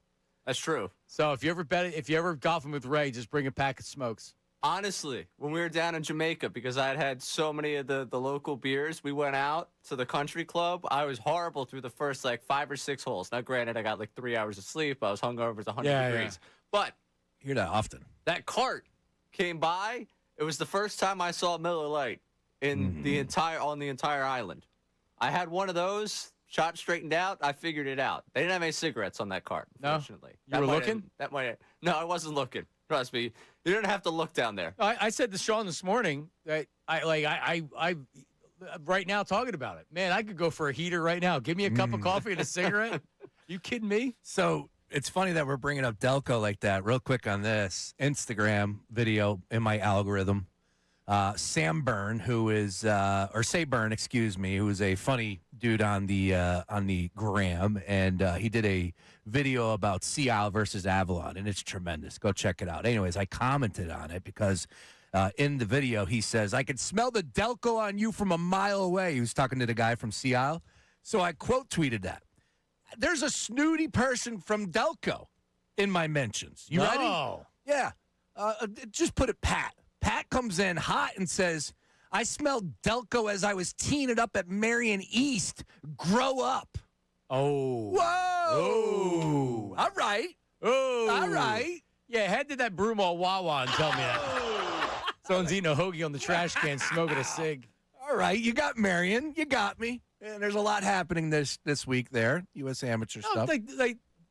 I love Delco. I think the pride of Delaware County is amazing. It's a city. Delco's really a city because you have different sections. You have Lower Delco. You have the snooty Delco. You have Broomall's kind of like the middle class Delco. There is a snooty part of Delco, which I've come to find out. Yep. But, yes, I absolutely love Delco. And that's the beauty about Philadelphia. You got all these areas. I grew up in Montgomery. Ray, we grew up in Montgomery County. We're not out there being like, Montco. Yeah, let's go. Montco. I think it's been elevated in the sense that the Delco conversation exists. Like, nowhere else anyone talks about where they're from county-wise. I've started introducing myself as from Montgomery County, and it doesn't really work. I've tried it. No, there's no civic pride in growing up in Montgomery County. That's what I mean. There is none of it. But people are so confused when they come here and people are talking about Delco. Delco is so big. It is. Remember, that was one of my favorite moments where I tried to guess the population of Delco. I undershot it by about 500,000 That was the tie-breaking question in the Delco or Del No segment. What is – yeah. I mean, look, what are the gems of Delco? The jewels, not the gyms. The jewels, same thing. The Acme and Broomall. Is that got to be one? So is Marion at the top? Is there anything that you could beat as far as the Delco? Because you said there is a snooty part. You got the Wayne upper corner that goes around Ardmore, down to Drexel Hill. You got Media, Swarthmore. I'm a big Media guy. Love Media. I like Media, too. Media's an awesome. Oh, yeah, great. Yes. A lot of good restaurants. Yes. Good stuff to do. Chad's Ford, don't get out there enough. Yeah. No? Too far. Okay. Chester, who doesn't love the Philadelphia Union, Ray? Yeah. I'm duping. I go to Delco every week. I'm duping. I don't know. You see, you have to ask Casey about the jewels, the gems, the underrated parts. Yeah, because how many people really know about Marion? Like, Marion, sure, but is Marion in Delaware County? I believe so, yeah. Or is it in Upper Marion? I don't even know. Well, where the PGA Championships? That's Delaware County, right? Yeah, that was Runnemede. Thank you. Yeah. Is that Delaware County? That's out there. I think so. 610-633. Right. Yeah, Marion is like the in between Narberth and Bryn Mawr, like in that area. Well, that's not Delaware County. Uh-oh. Did we get some Depending. bad information? I think it's Montgomery County. Did we get bad information? Well, no. He was saying I was golfing at Marion, which means I'm very important and rich, schmuck. Yeah. And I'm from Delaware County. Oh, there it is. See, you learn things on this show. I don't know that because it's in Ardmore. Ardmore is Montgomery County. Okay. So Marion is not in Delco. Uh-oh, Right? Ray. Yeah, I don't know, Jim. Jim, quick search. Is Ardmore in Says Delaware County? Is Is it it? Delaware County? Okay. I could be wrong. Yeah. Well, the majority lies in Montgomery County. A smaller portion extends into Delaware County. That's Ooh. Haverford Township. I guess Marion's in the Delaware County portion. Is it? Yeah. Congrats to Delco. All right, there you go. You got it prestigious because when I think Delaware County, I think Marion. For sure. You especially. Yeah. I know you judge a town by the golf courses Right. it has. Seriously, when I think, all right, when I think of a Delco person, I think he's going to Marion to go golf. Yes, that's it. Definitely. Yep. Literally top 5 golf course in the country. Not a Wawa and No. some guy smoking a cig in the parking lot. It's definitely not my take on Delco either. I think about the people that closed down Keenan's. That's what I got There for you you. go. Barnaby's. And by the way, I spent a lot of time at Delco. I'm not honorary Delco, but I'm married into Delco. My dad's Delco. Again, Really? Delco is huge. Who hasn't spent a lot of time in Delco? It's huge. Vito's from Delco. Oh, yeah. That should be what we think about when we think of That is Delco. what I think about. He was I born think in of a Flyers fan. He was raised in that bar. Delco Steve Gallo, one of my former producers. I call him Delco Steve because he's from Delco. Yeah. This is a pro Delco space. And he would, if I said go to a grocery store other than Acme, he would say, "Huh? So you mean the Acme? Where? They have other grocery stores other than Acme?" 610-632-0975. I mean, you guys could have a Delco correspondent. You know how different districts have representatives or state senators? Oh, we yeah. We need a Delco representative for the show. That anything that happens, like after an Eagles game, we have to hear what Delco has to say. I like that. That's a good angle. Coming up, how much of the Phillies' struggles comes back to the manager? Have people made too much of it? We'll talk about it. We have Dombrowski talking about whether Mattingly's coming back or about Don Mattingly. That's coming up next. Middays with Marks, 97.5. Now on 97.5 The Fanatic Sports Update. Struggle in St. Louis. I'm Ray Dunn with this Fanatic Sports Update. It's brought to you by Rosenbaum Injury Law. If you've been injured, don't settle for less because winning means everything. Call Rosenbaum Associates today for a free consultation. The Phils dropped one in St. Louis. Offense silent in the game. They lose 2-0. The offense grounded to 4 double plays. Christopher Sanchez threw 6 scoreless innings. Alex McFarland and Tim Mesa both giving up runs that allowed the Cardinals to get the 2-0 win. Wrapping up the series this afternoon out there. The 3-game set with the Cardinals before they get to the Field of Dreams game tomorrow. Sixers had another game drop today, Friday, October 30th, 7:30 at home against the Knicks to kick off the NBA Cup. That courtesy of Amazon Prime. Now 5 games have been reportedly put out there for the Sixers schedule. We'll keep you updated with the latest with that. The Eagles camp continues on today. Yesterday, we heard from defensive coordinator Vic Fangio, who showered Jalen Hurts with some praise. I think he's moving good, and I think he's doing a nice job with the new offense. You know, a lot's been made about him, all these coordinators he's been with, but it's basically been the same offense every year. This is different, and I think he's done a great job with it. This update is brought to you by the McComb Group. Visit McCombGroup.com. McComb Group Sports Contracts, one of the largest PVF inventories. Pipe valve fittings, trusted brands. Count the McComb Group to help you stay on schedule. Visit McCombGroup.com today. I'm Ray Dunn, your home for the Sixers, Flyers, and the Union. 97.5 The Fanatic and the Fanatic app.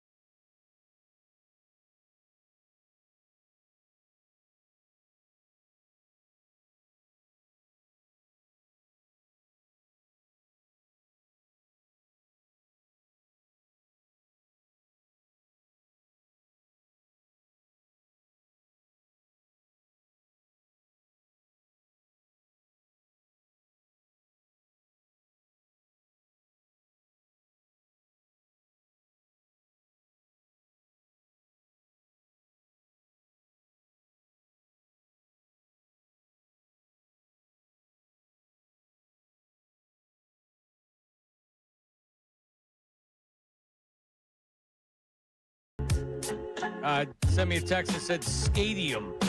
Hey, John. Delco Jewel. I guess it's a skate. Skadium. Yeah. Okay. Let me see. I'm in. And I believe he's from Havertown, John. Yeah. Yeah, it's in Havertown. Okay. So it's okay. It makes sense. I bet there's a lot of ice rinks. A lot of, I mean, if you were to do by county, Flyers fans, a lot of like heavy Flyers fans in Delco. I always say this because we all have done beer appearances and things like that. When if you do a broadcast or an appearance, a lot of times they put you down in the city, and because of parking and things like that, like the turnout will not be.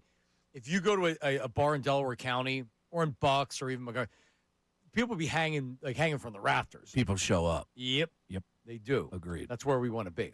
Hell yeah. Stadium looks pretty fun. Yeah. Yeah, you bring it back to the day. You know, Ray, we talk about places to meet women, right?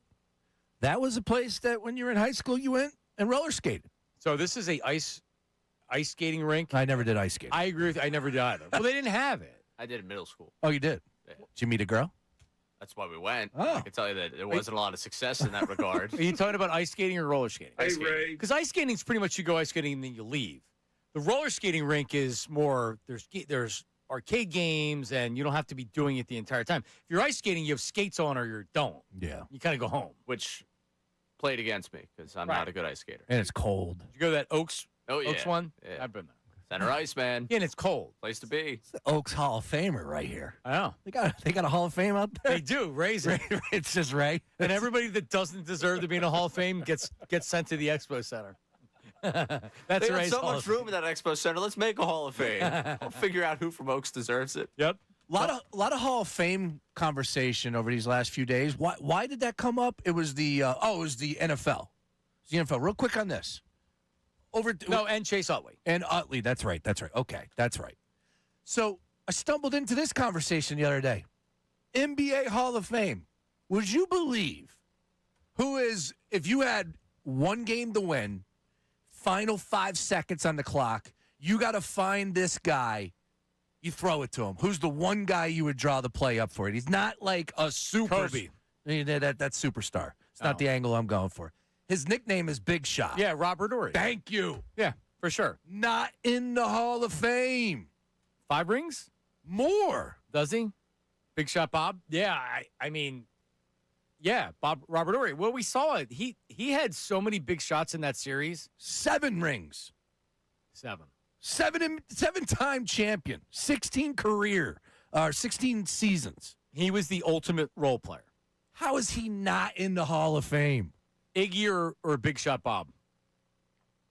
Because like Iguodala has champion, he's made some big moves, and like I'm not even an Iguodala fan, but he was an all-star, but he's also like a master role player. He changed the conversation quickly when he went out to Golden State, and you saw his value and how great of a player he was. He was never going to be the guy. Hey, you lead us, or hey, you're the second best player on the team.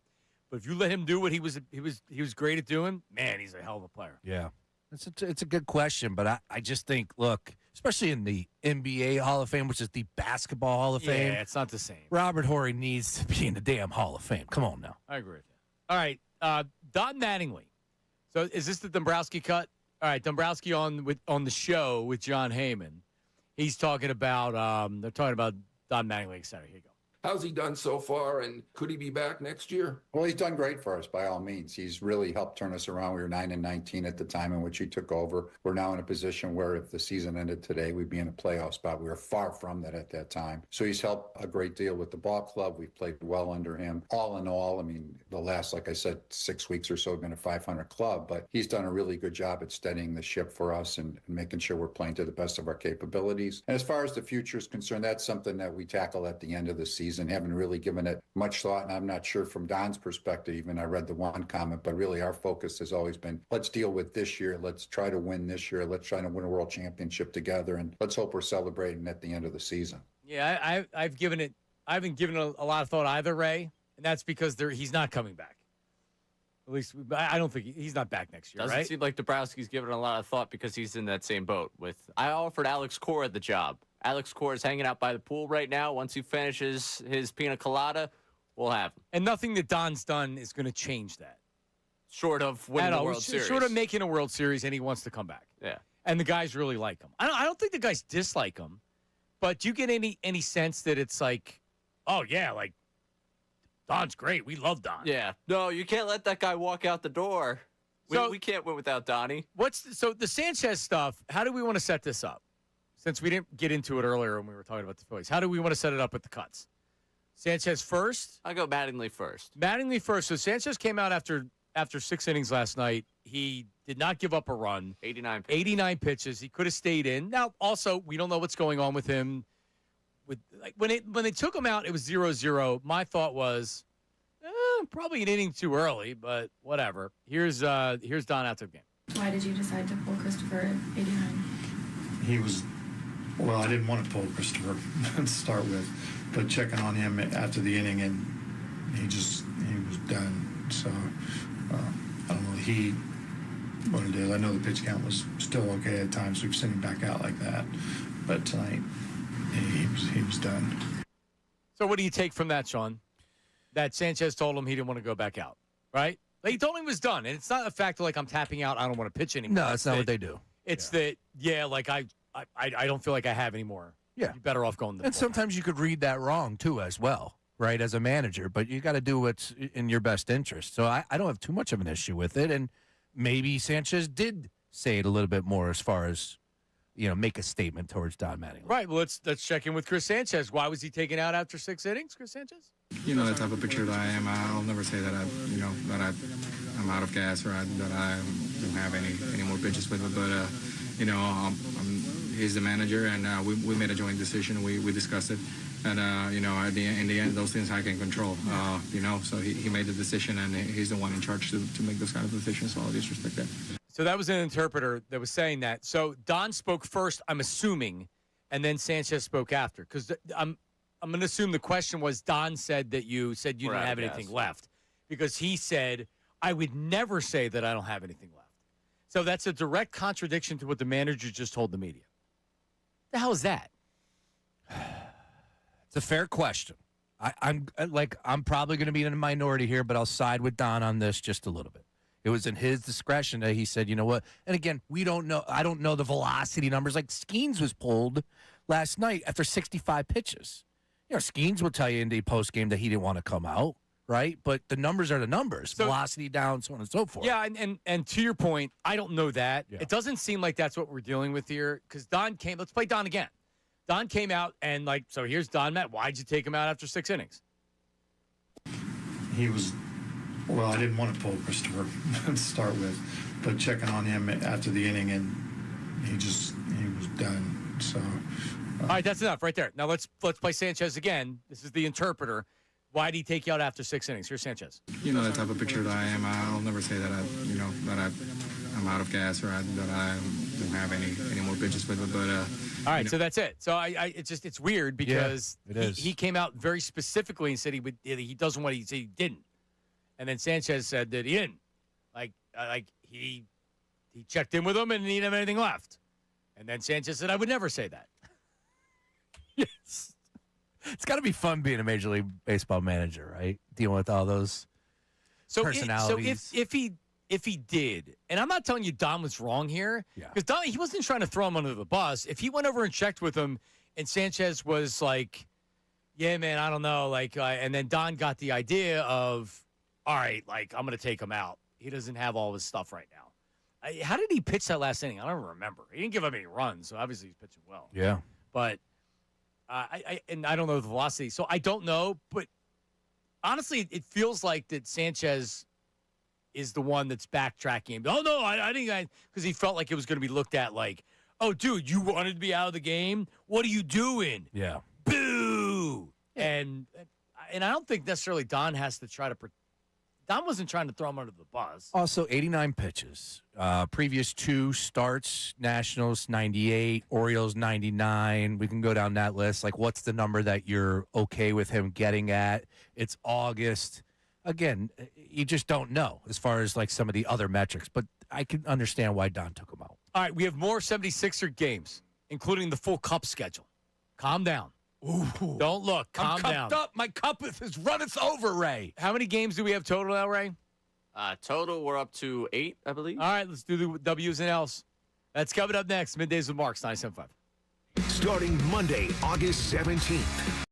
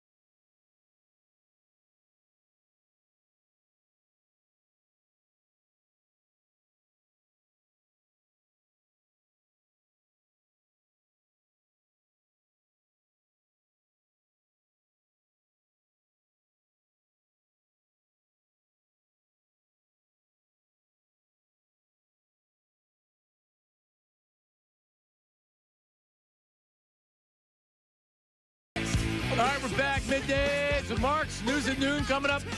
Then after the news at noon, we have I would assume he's a Club Hertz member, and we'll play the audio, and we will discuss. New member, Kevin Wildes. He's on the show with Nick Wright. Ray, is that correct? First things first, right? he was doing a podcast with Ray's boy, Bill Simmons, the other day. Oh man, how could you miss that? I did it. Yeah. Oh, never mind. We're not playing the Kevin Wildes audio anymore. How many people has Bill Simmons killed since his podcast from not wearing seatbelts? I again think this is a little Darwin. I hate to say it. If you're taking seatbelt advice from Bill Simmons, that's on you. It got national news. Did it? Yep. Saw on my timeline multiple outlets along with us yesterday. Yeah, it's all over the place. He is seatbelt enemy number one right villain. now. He is. He's everything that's wrong with this country, Ray. Bill Simmons. No, like Smokey the Bear. Problem. Smokey the Bear, yeah, exactly. That list is long. Smokey the Bear was the guy that was the mascot for putting out fires. Is there a mascot for the seatbelt? Well, it was the crash test dummies. That's right. They would show you what it looks like when you get in an accident if you're not wearing the seatbelt as opposed to wearing the seatbelt. Seatbelts save lives. Yes, they do. And as much as Bill Simmons is trying to be cute about it, and we're having fun with the calling dangerous, he's an idiot if he's not wearing a seatbelt. Seriously, he's an idiot. He's a stone fool. I can get behind that. Yeah, so you don't want to wear a seatbelt unless you're driving 100 miles an hour, then be an idiot and don't wear a seatbelt. Now, I was a big Crash Test Dummies fan with the music. The music, yeah. I was Once there was this boy who... You know the name of the song? I don't. It was... I don't remember any of it. No? I remember them being a group, but I don't know. Yeah. That was the one-hit wonder. That was it. Yeah, that's all they had. Ray, we had the full 76ers Cup schedule. Oh, Why did they put the Cup schedule out? Because Amazon Prime, I think, is throwing it out there. Because it's important. Okay. Well, yeah, I guess that's probably it. They want to pretend like this is something people care about. So we now will know 8 games. We know the opener, we know the home opener, and we know the Christmas game. So they were the first 3. We found out earlier today the Cup schedule, the Knicks and the Sixers, and this game's in Philadelphia. In Philadelphia. Oh, man. Get your tickets now, people. I'm cupped up. All right. What do we got, Raymond? All right. So we've mentioned Friday, October 30th, 7:30 at home. Knicks opening up NBA Cup group play. Win. LeBron James goes to Cleveland Friday, November 6th at 7:30 for the NBA Cup group play game against the Cavaliers. In Cleveland. So they're making big games smart. That's a big game. They're using LeBron to help elevate those Cup games. They lucked into this one. Silver is in his bag, boys. Oh, they lucked into this. This was already the Cup group before he signed. Stop it. Don't give him any credit for Is that this true? crap. Yeah. Yeah. Okay. All right. The Heat and 76ers play Wednesday, November 25th at 5 o'clock in Philadelphia in NBA Cup group Is play. that the day before Thanksgiving? Sean, when's Thanksgiving? Is that the same day every year? Or? It is it's a Thursday this year. Okay. All right, let me see. So it's the day before Thanksgiving, I'm assuming. That it is. So we are. That's awesome, actually. And then we have Friday, November 27th at 7:30, Pacers, Sixers in Indiana in NBA Cup group play. Black Friday. Yes. All right, so the day before Thanksgiving, and I'm thinking from a station, we're going to have the game. Yeah. Which is great. And then what time's the game on Friday? 7:30. Okay, so that's the night game. All right. Awesome. Are you cupped up? No. Oh. No, I'm Sixered up. Oh, okay. Yeah. Yeah, I don't care. They'd be cup, no Basketball. cup. Yeah. Yeah. But I mean, once you get to the Final Four, I'd be more cupped up than if it was just a regular season. Hang the banner. Bank the show sheet, Ray. We might. Not even a question. Did you see what ticket prices were going for the opener up in New York? Not surprisingly, by the way. No whatsoever. Yeah. Did you see this, Ray? I actually posted it on Facebook. I've become a pretty big deal on Facebook. $2,000? Was that what I saw? Yeah. Yeah. A ticket. That's absurd. And court, if you want to be 4 or 5 rows off the court, you're looking at $30,000 a ticket. I don't know if they're selling those tickets, but that's what they're trying to be sold for. We're not going to have a problem with the Knicks this time around when they come to town for NBA Cup group play, right? Better not. Yeah, not like it was before. No. Yeah, I mean, it's not going to be a swarm like where I'm walking around like MSG. It can't be. Yeah, it can't be that bad. No, it can't be that bad because we have pride. Yeah, we have. Well, and also people want to go see the Sixers play. Yeah, that starts and ends there. It's supply and demand. If there's a lot of tickets on the secondary market because that's the way that tickets are put out there these days. They don't want to just sell everything to Sixers fans because they can make more money by doing the dynamic ticket pricing. So Knicks fans are always going to have. If Knicks fans are willing to pay, they're going to be able to get as many tickets as they want. It's a matter of supply and demand, and if there's a lot of demand out there on the secondary market, then it's not because Sixers fans don't want to be there. It's not the way it works anymore. Yeah. So, yeah, but you're still going to get Knicks fans in there. Oh, definitely. You'll see Knicks fans. I'm not here to, especially reigning champions, right? And now they're upset because no one is even caring about them anymore. No one's paying them no mind. we are the apple of everybody's eye right now because of one man and one man only. It works to their advantage, for sure. All you're looking for is a reason to be motivated. And it's an easy sell to a team that just won a title. Like, seriously? We just won a title, and all anybody cares about is the Sixers? It's an easy sell. Oh, well, that disrespect is going to go even further because on October 20th, opening night, again, you're in your own building. You're dropping a banner. You're getting those big old rings. They're 4.5-point favorites, the Knicks are, in that game right now. Early look ahead line. But the disrespect is there because everybody's tuning in to see LeBron and the Sixers. Yep. All right, I'm on the Game Time app right now for the home opener, Ray, against the Cavaliers. What would you say the cheapest ticket is to get in the building? And the cheapest one I'm looking at is way up there. It's section 221A, row 13. So you're behind the basket corner. I think that's where we were when we went for the knockout game. Feel fact? Sure. Up towards there. We're up towards there because that's where you are. All the way up. Right up towards there. So you're up high. 800? No, much lower. Much lower. Oh, 400. 426 gets you in. Yeah. Includes fees on the Game Time app right now.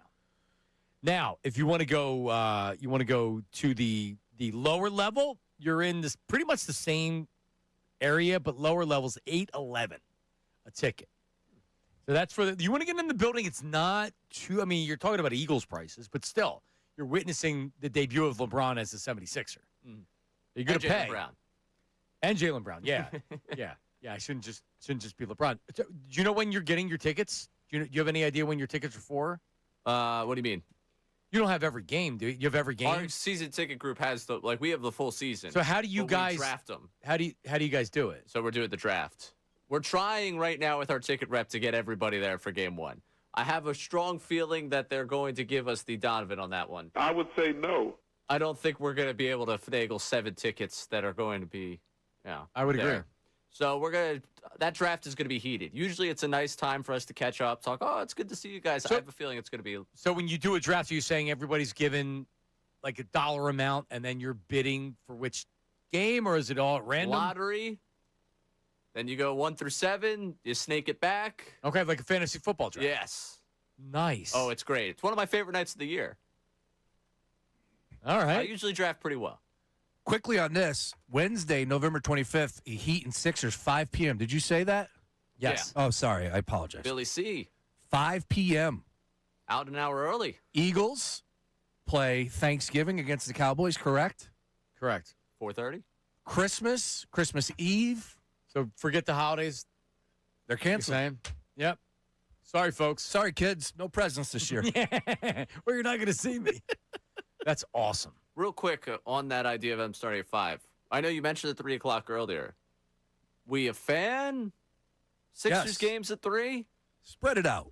I'm a fan of sports. Weekdays? Give me sports at all times, Yeah, I don't especially these leagues.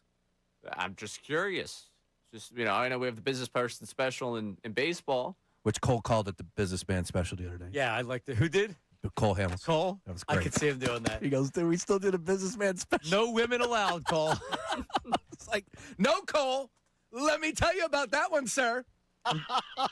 that game is that in Miami? You said the Cup game? No, that is here, Philly, 5 o'clock. That's what we need to do. Is we need to go to a game in Miami against the Sixers. I'm in. That would be something. That'd be sweet. Trying to see how much those tickets would be. I was just curious for season ticket holders, people that have the games, the idea that you purchase a package that you might get a weekday daytime game.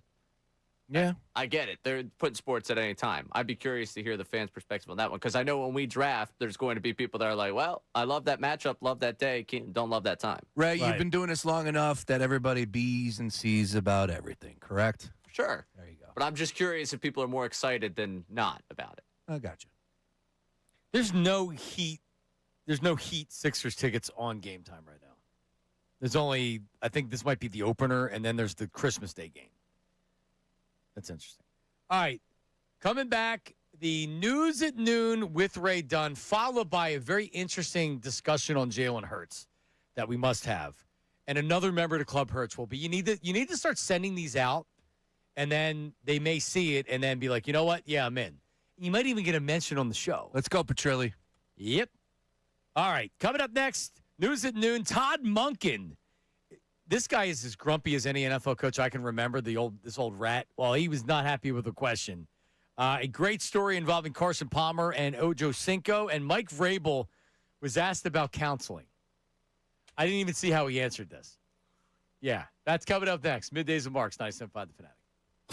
Now on 97.5 The Fanatic Sports Update. Rapid one in St. Louis. I'm Ray Dunn with this Fanatic Sports Update. Baseball, Evan certainly didn't feel like it last night for the Phillies. They lose 2-0 to the Cardinals. 6 scoreless for Christopher Sanchez. It was 9 scoreless for the Bats. The offense grounding into 4 double plays. They'll wrap up that series in St. Louis this afternoon, trying to take 2 of 3 from the Cardinals.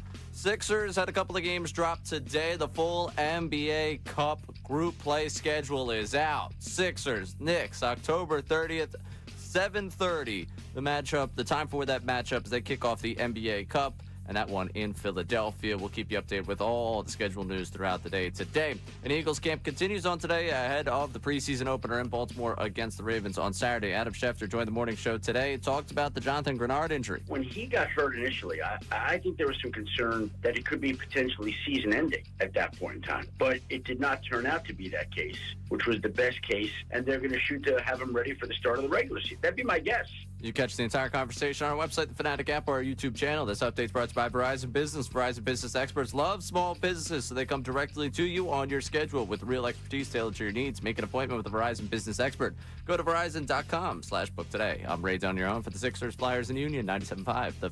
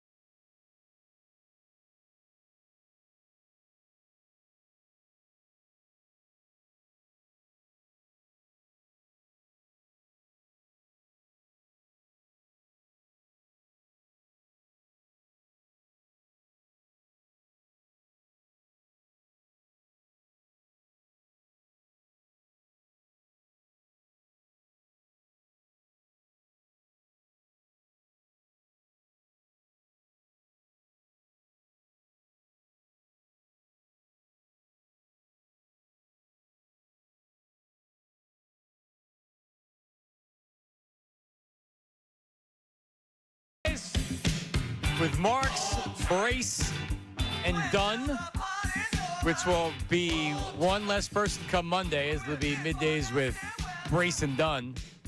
That country duo now doing midday radio. Right, Ray? That's right. Brooks and Dunn. I could name all the discography of everything they've done. Yep. I put together a nice little list yesterday, getting it to our imaging department here. Matt Menard does a great job, and it's all hip hop for Ray. And then you got Stranglehold by Ted Nugent for me. Ted Nugent. Oh yeah. That's fun. You're gonna get a good mix. I'm the other statesman from this show. Like I am. How old's Connor? 31. Okay. Connor's like the same age as Andrew. Okay. Connor's a little older than what I thought he was. I thought he was in his 20s. No shot at Connor by that. All right. Yeah. Okay. I think he thinks he's in his 20s too.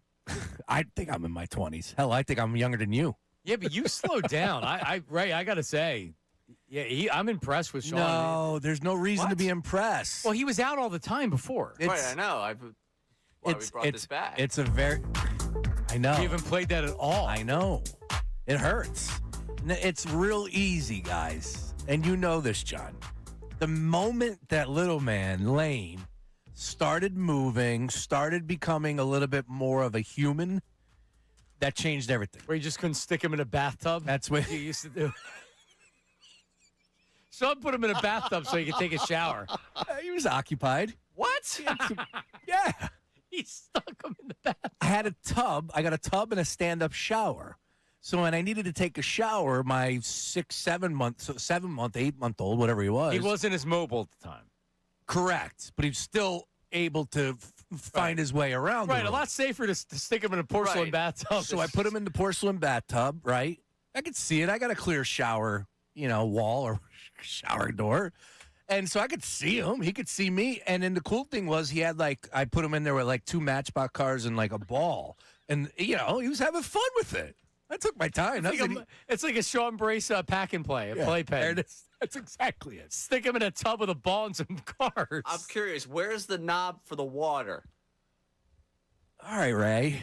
Actually, so the bathroom went through the whole redesign. So we had a brand new bathroom put in. That water was turned off. But okay, you're right. That makes me feel better. That's a good because I'm right there, Ray. He could easily bust it out of the shower. Yeah. I think I'd be less worried about the water and more worried about him trying to stand up and smashing his head on the tub. That's fair. I didn't even think through that point. Yeah, he wasn't really standing much. Anyways, the long story short is I don't get out. Do that anymore. I don't get out much because I feel bad. I do. Well, it's a lot. It is a lot. And I'm like, hey, I'm going to the bar, babe. Phillies are on. Right. 8 p.m. tonight, taking on the Cardinals. That doesn't work, right now. Right now. It's coming back, though. I already told her. I'm like, I'm ready. I'm ready for the wars. I'm going out. LeBron James is a Philadelphia 76er. I can't believe that this is reality. But I think it's all about balance, right? You got to look at hey, listen, this Thursday night looking ahead, hey, make sure you go, make sure you're taking time for yourself, going out and getting dinner, seeing your girlfriends. Because on this Thursday, I'm going out and watching the game with beef. This Tuesday, Wednesday, and Thursday. Right. They got. Well, you don't tell her about Tuesday. Just tell her about Thursday. The West. Oh yeah. Good luck getting out for the West Coast game. Yeah. Anyway. All right. Well, there you have it. Sean Bray's Dad of the Year stuck the kid in the tub with some Matchbox cars. He's fine now. Yeah. What are we worried about? Yeah. All right. Time for the news and the moon with Ray. What do we got? It doesn't matter what comes in the world of sports. The news at noon with Ray Dunn. Bad Athlete Podcast, angry college coaches, innocuous and random topics. The news at noon with Ray Dunn. The news at noon with Ray Dunn. The news at noon with Ray Dunn. So that's the third best open? Yeah. You're counting them down. I'm counting them down. So we started summertime, came in at number 5. Give Me the Vin at number 4. Mentos at number 3. We have 2 more to go. Okay. The rankings for the last 2, we shall see. All right. There you go. Let's start with Todd Monken. I've kind of started my anti-Monken thing a couple months ago in the news at noon. I forget what he said during OTAs, but I was like, this guy kind of stinks. I just don't see him lasting. Granted, it's Cleveland, so it might take care of itself where he doesn't last, not for his own failures, but because of that organization. But he's a grumpy guy. Yep. Reporter, trying to go for clarification on, hey, something you said, it sounded like you were saying Deshaun Watson's better than Shador. It sounds like you were starting to put someone ahead of someone else. Could you clear that one up for me? He wants none of it. None of that bleep, should I say. I'm not sure I understood you. When Mary Kay asked if they're even Steven, and then you mentioned that Deshaun's is better. Hold on. What was that? So that's what I'm asking. Were you saying, I said Deshaun's better. Were you saying that he's gotten better since camp, or that he's better than Shador? I want to be sure. Oh, I don't think I threw in there that he's better than Shador. I'm not sure I went that far, but I appreciate you trying to trap me. I'm not. Appreciate you trying to trap me in that. Okay. He's just trying to clarify something for you, dude. Yeah, like this. Hey, Todd, get used to it because this is the nature of the business, and it's not often a guy at 60 gets his first shot at being a head coach. Probably not a good idea to hire him, but they did nevertheless. Yeah, this isn't going to work out well because if he's already acting like this, guess what's going to happen when you keep losing games? It's not going to get easier. I'm going to fight the fight for Monken here. You know darn well that's what they're doing. They got nothing to do in Cleveland but to poke and prod and debate who's going to be the starting quarterback. You're right, John. You're right. He needs to calm down, relax a little bit because it's not going to stop. But at the same time, I don't think he was out of line, Ray. If he was asked for clarification, the reporter gave him the opportunity not to assume what he had to say. You know what they could have done? You know what? What he said? He must have meant that Deshaun Watson's better. Clearly, that's not what he meant. He was giving him the opportunity to clear that one up. To clarify, which he did not do, and he just made it even a bigger story. Right. Could you run it again? I don't even like this reporter. I have no idea who this guy is. He but sounds like a Cleveland Brown Thank you. reporter. Listen to how he sounds. Go ahead. I understood you. Yeah. When Mary Kay asked if they're Yeah. even Steven. Thank you. Thank you. That's good. That guy. Yeah, sure. I want to make sure I understood y'all. Oh, yeah, classic. Let's just burn the journalists down. Let's just get rid of the reporters. I love my journos. You know that. So I'm reading a story here. Yesterday, the Browns were closing out practice doing 2-minute drill scenarios. Shador Sanders was running the ones, and they had pre-snap penalties. So Monken threw him off the field and went to Deshaun Watson, but they were equally as bad. So Monken chucked his, I guess, like it says radio in the story, so I guess it's like walkie-talkie. He chucked it at a wall. So he's It's pissed. gonna last. Yeah, I'm sure it's gonna last. Yeah, and the other thing about it is they're not a good team. So it'd be one thing if they had a ton of talent and whatever. It's like they're the Browns. Anyone I'm got pissed? One of those like 1,000? Oh man, I missed that drop. 1,000 videographers down there in Colorado. Could somebody get Deion Sanders' reaction to hearing that Monken chucked a radio because of what he was watching with Shador? And that's another thing Monken's tired of hearing about. The old man. Yeah, I don't feel for him because he's a head coach of an NFL franchise, but at the same time, I'm going to have his back a little bit here. He's not he didn't rip him to shreds. He didn't go overboard on the reporter, but I'm sure he's tired of answering that question in the middle of August right now. Yep. It's not going anywhere. Get used to it, homie. Yeah, I was going to say. It's going to be a long season. Can you stop with the Dylan Gabriel stuff, though, please? Like, just stop that. Yeah, he stinks. That's not even a debate. That guy's got to go. All right, moving on. Carson Palmer, I don't know how this happened. This guy, Josh Chambers, is, I think, an assistant coach somewhere. And he just keeps posting all these, like, really cool clips from things. So Carson Palmer could have been on Part of My Take 5 years ago, and this guy, Josh Chambers, keeps ending up in my algorithm. But I thought it was an interesting story where Carson Palmer and Chad Ochocinco were having problems on the sidelines about how they were communicating with one another out there on the field. Their solution? Let's go watch Peyton Manning, Marvin Harrison, and how they break things down. Just a very interesting look into sideline behavior. You know, because Chad and I were having a lot of success on the field, but then we come off the field and he'd be, dude, I'm wide open. And I go look at the picture, like, there's 19 guys covering you. Yeah. You're not. And so we went down there to see, like, what those guys were doing when the defense was on the field. What was Peyton doing? Was Peyton sitting by himself? Was he looking at pictures? What was Marvin doing? Was Marvin goofing off like Chad was? And so we went to learn. We saw them communicate. They literally talked every series after, and it was never Marvin going over to Peyton. It was Peyton coming over to Marvin and Reggie. And so that was just something we implemented. We saw what they were doing on the field, obviously, but you don't get to see what they're doing when they're getting Gatorade in between series, and seeing that constant dialogue and talking about this, talking through that. That was something that helped Chad and I get even more on the same page. There you go. Studying off the field? That's like insane student of the game level stuff. Yeah, for sure. No, yeah, it's a lot more than just throwing the football and reading the defense or whatever. Oh, yeah. It really, really is. Definitely. Now to bring that to Philadelphia. All that we made of the conversations at the sideline back thereof between Jalen and his third receiver. Do we see more of it this year?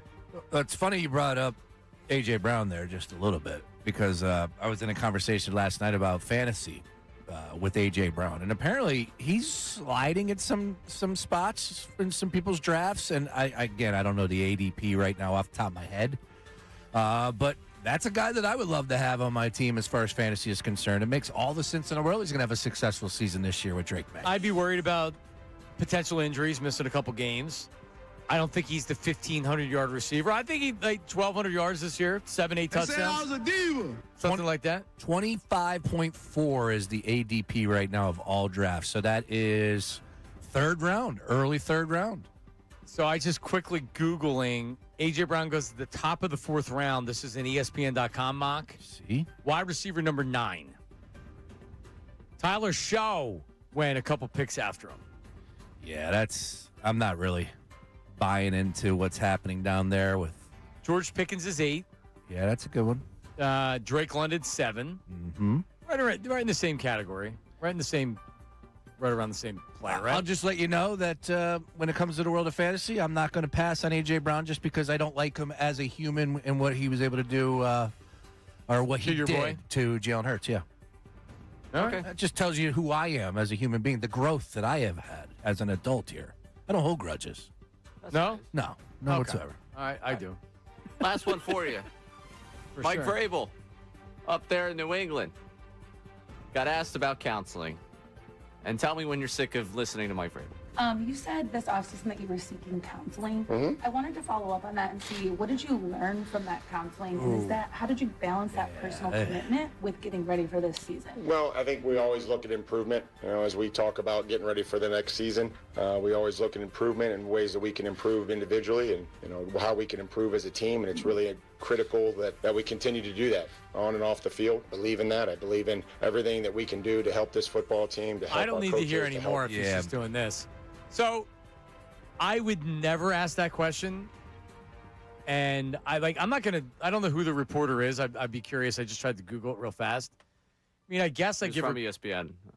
ESPN reporter? Okay, well, because Mike Reese is the ESPN reporter, so it's not it's not him. It's not the beat. It's somebody else that was definitely out there to get that exact question. I like that it was a female reporter. Do they need to ask him that? I cringed. Do they need? So she said it was brought up earlier. So I'm okay if that's brought up. I'm okay with it. It's a fair question. But I cringed. Yeah, it's a fair question, but I cringed. Yeah. He's gotten away scot-free with everything. As far as I'm concerned. Outside of his marriage, he did. I'm sure it's not fun at home. Oh God, could you imagine? But he isn't. He's making a lot of money. He didn't lose his job. No. He's got to deal with his family and humiliating them, and he's got kids and the wife and everything else. Yeah. So that's really where he's the sentence is happening. DraftKings has him front runner for comeback father of the year next year. Definitely. Yeah, odds on favorite. What would he need to do to be comeback father of the year? Stay faithful to his wife. You got to do a little more. That's expected, Ray.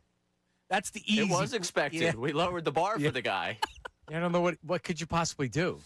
Football guy had to step away from Saturday draft weekend. No, you would have to quit, right? But the kids are older. Yeah, they're older. It's not like Diana Rossini's kids that are like young kids, and I don't like that at all. How they're following her around, and they, even though they blur out the faces, leave her alone. It's going to be an ugly situation when they kick the season off. Yeah, when you get body cam footage and you want to put that out there, absolutely, let's do it. But they're on a cruise. I don't need to see videos of Diana Rossini and her kids. Leave them alone. That's tough. Even me, who's been the biggest Rossini hater for years. This is long before all this stuff came out. Right? I do like to see Vrabel put through the grinder a little bit. Yeah, I agree with you. Yeah. I'm just so floored that we got the Vrabel and his wife at the big wedding of the summer.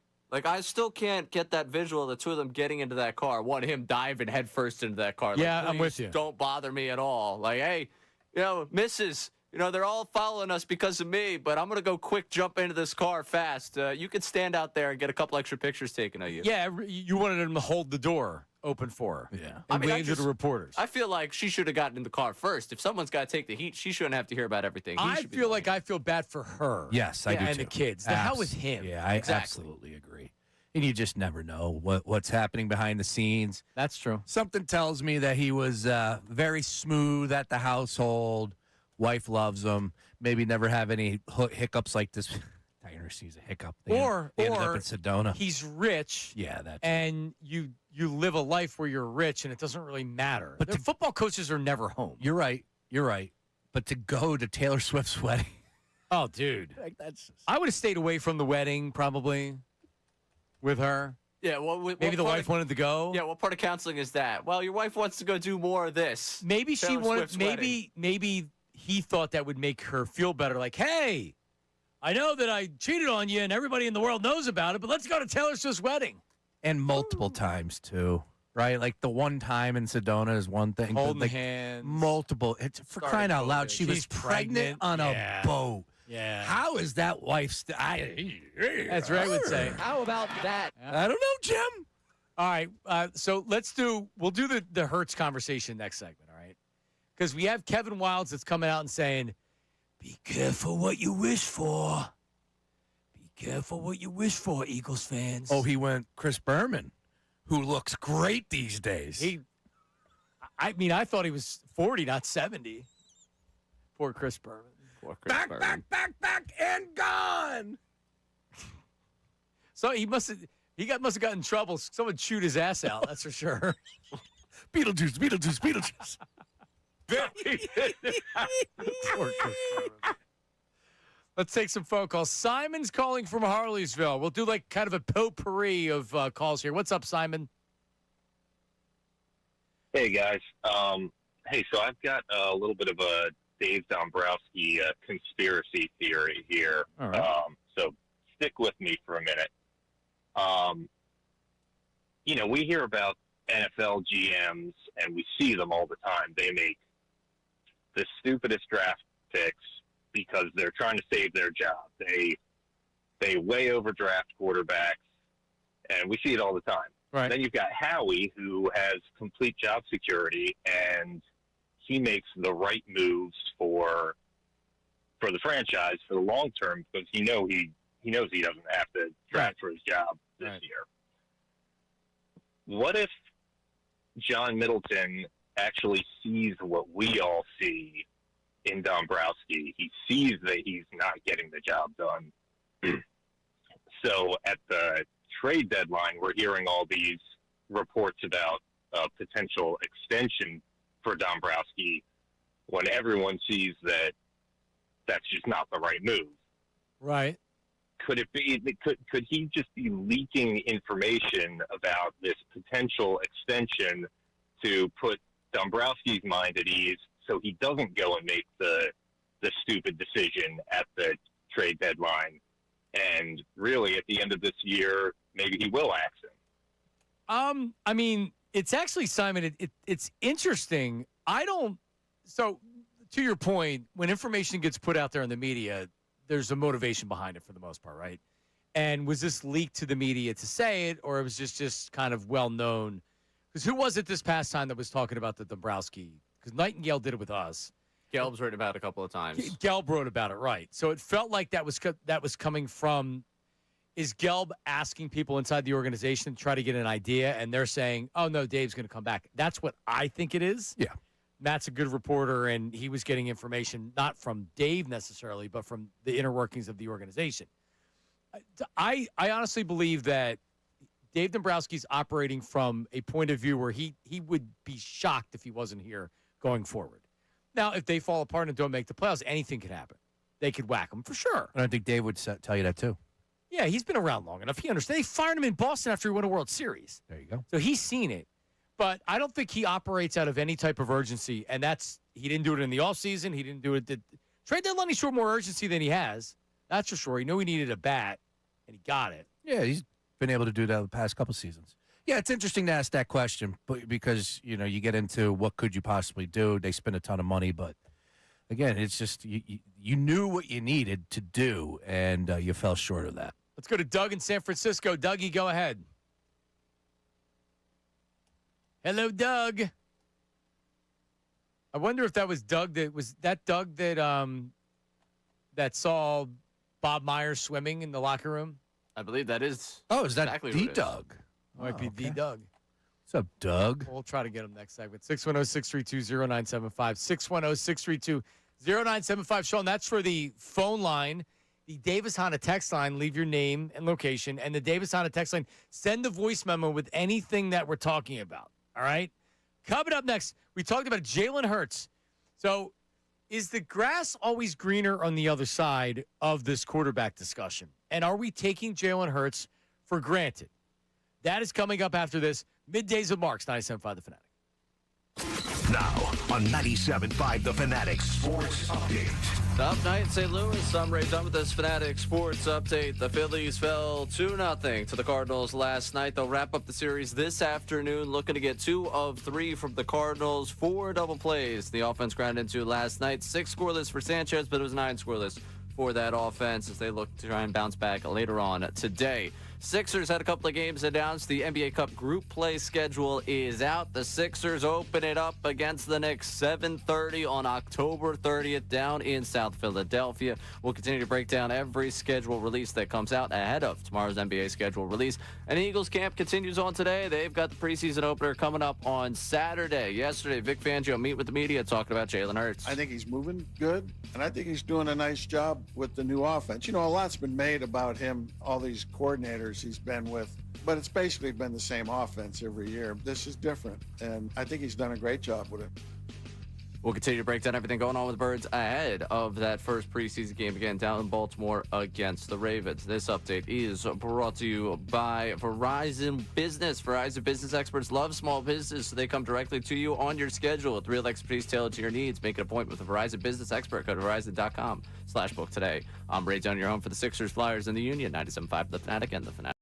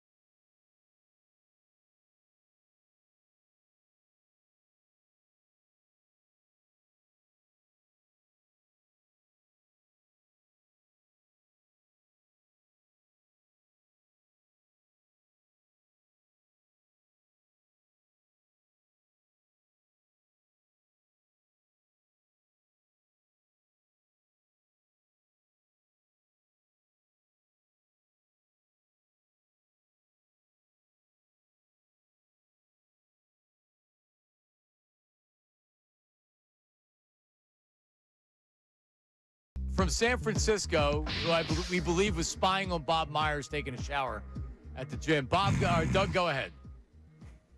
All right. Well, I think it's a travesty that you guys know who I am. Your caller knows who I am, and I don't get my own walk-up music. Are you kidding me? I delivered LeBron James to you guys. You did. Let's go, Doug. What would your request be? Yeah. Maybe some Ghostface, maybe. Oh. All right. I like that style. All right, Ray, make a note of that. I know Ray's down with that one. Yep. Hey, I don't really have a lot to say other than the Phillies are atrocious to watch. I don't even love baseball that much, but it's unwatchable. My main thing is I wanted to give you and Brace crap for coming back after 17 years, only to be split up after 2 months. Thank you for that. Oh yeah, great timing, Doug. This is going over real well behind the scenes too. Yeah. Yeah, listen, Doug, here's the good thing, that they split the show up, but that means that you get 8 hours of Marks and Brace and Ray. There you go. Rather than just 4. Yeah, John, thanks for that. I have to get up at 6 a.m. just to get the tail end of your show now. So But you know, awesome. but you know what you can do? You can check us out on podcasts. You can watch on YouTube and just start whenever you want to. So there's many ways. Yeah, and hopefully you guys will fix your Spotify podcast because you guys aren't available on Spotify. I can never find it. I've tried 1,000 times. Are you a guy that only uses one brand of podcast? Because there's other outlets like Apple and et cetera. I'm actually listening to you on a separate thing just to listen to the show. So cool, man. I will figure it out. But my last bit of spite, which is not spite, which I'll let you guys just get some flowers before you guys get split up again. You know the reason why I love you guys so much. You guys have my respect, and this is in all seriousness. This is whenever you guys were on the air last time together. There's some dope who called in who's outraged, right, that he couldn't use the N-word. Oh, and you were both at the time. This is not popular. DEI and stuff was not popular, and you guys are both why do you care?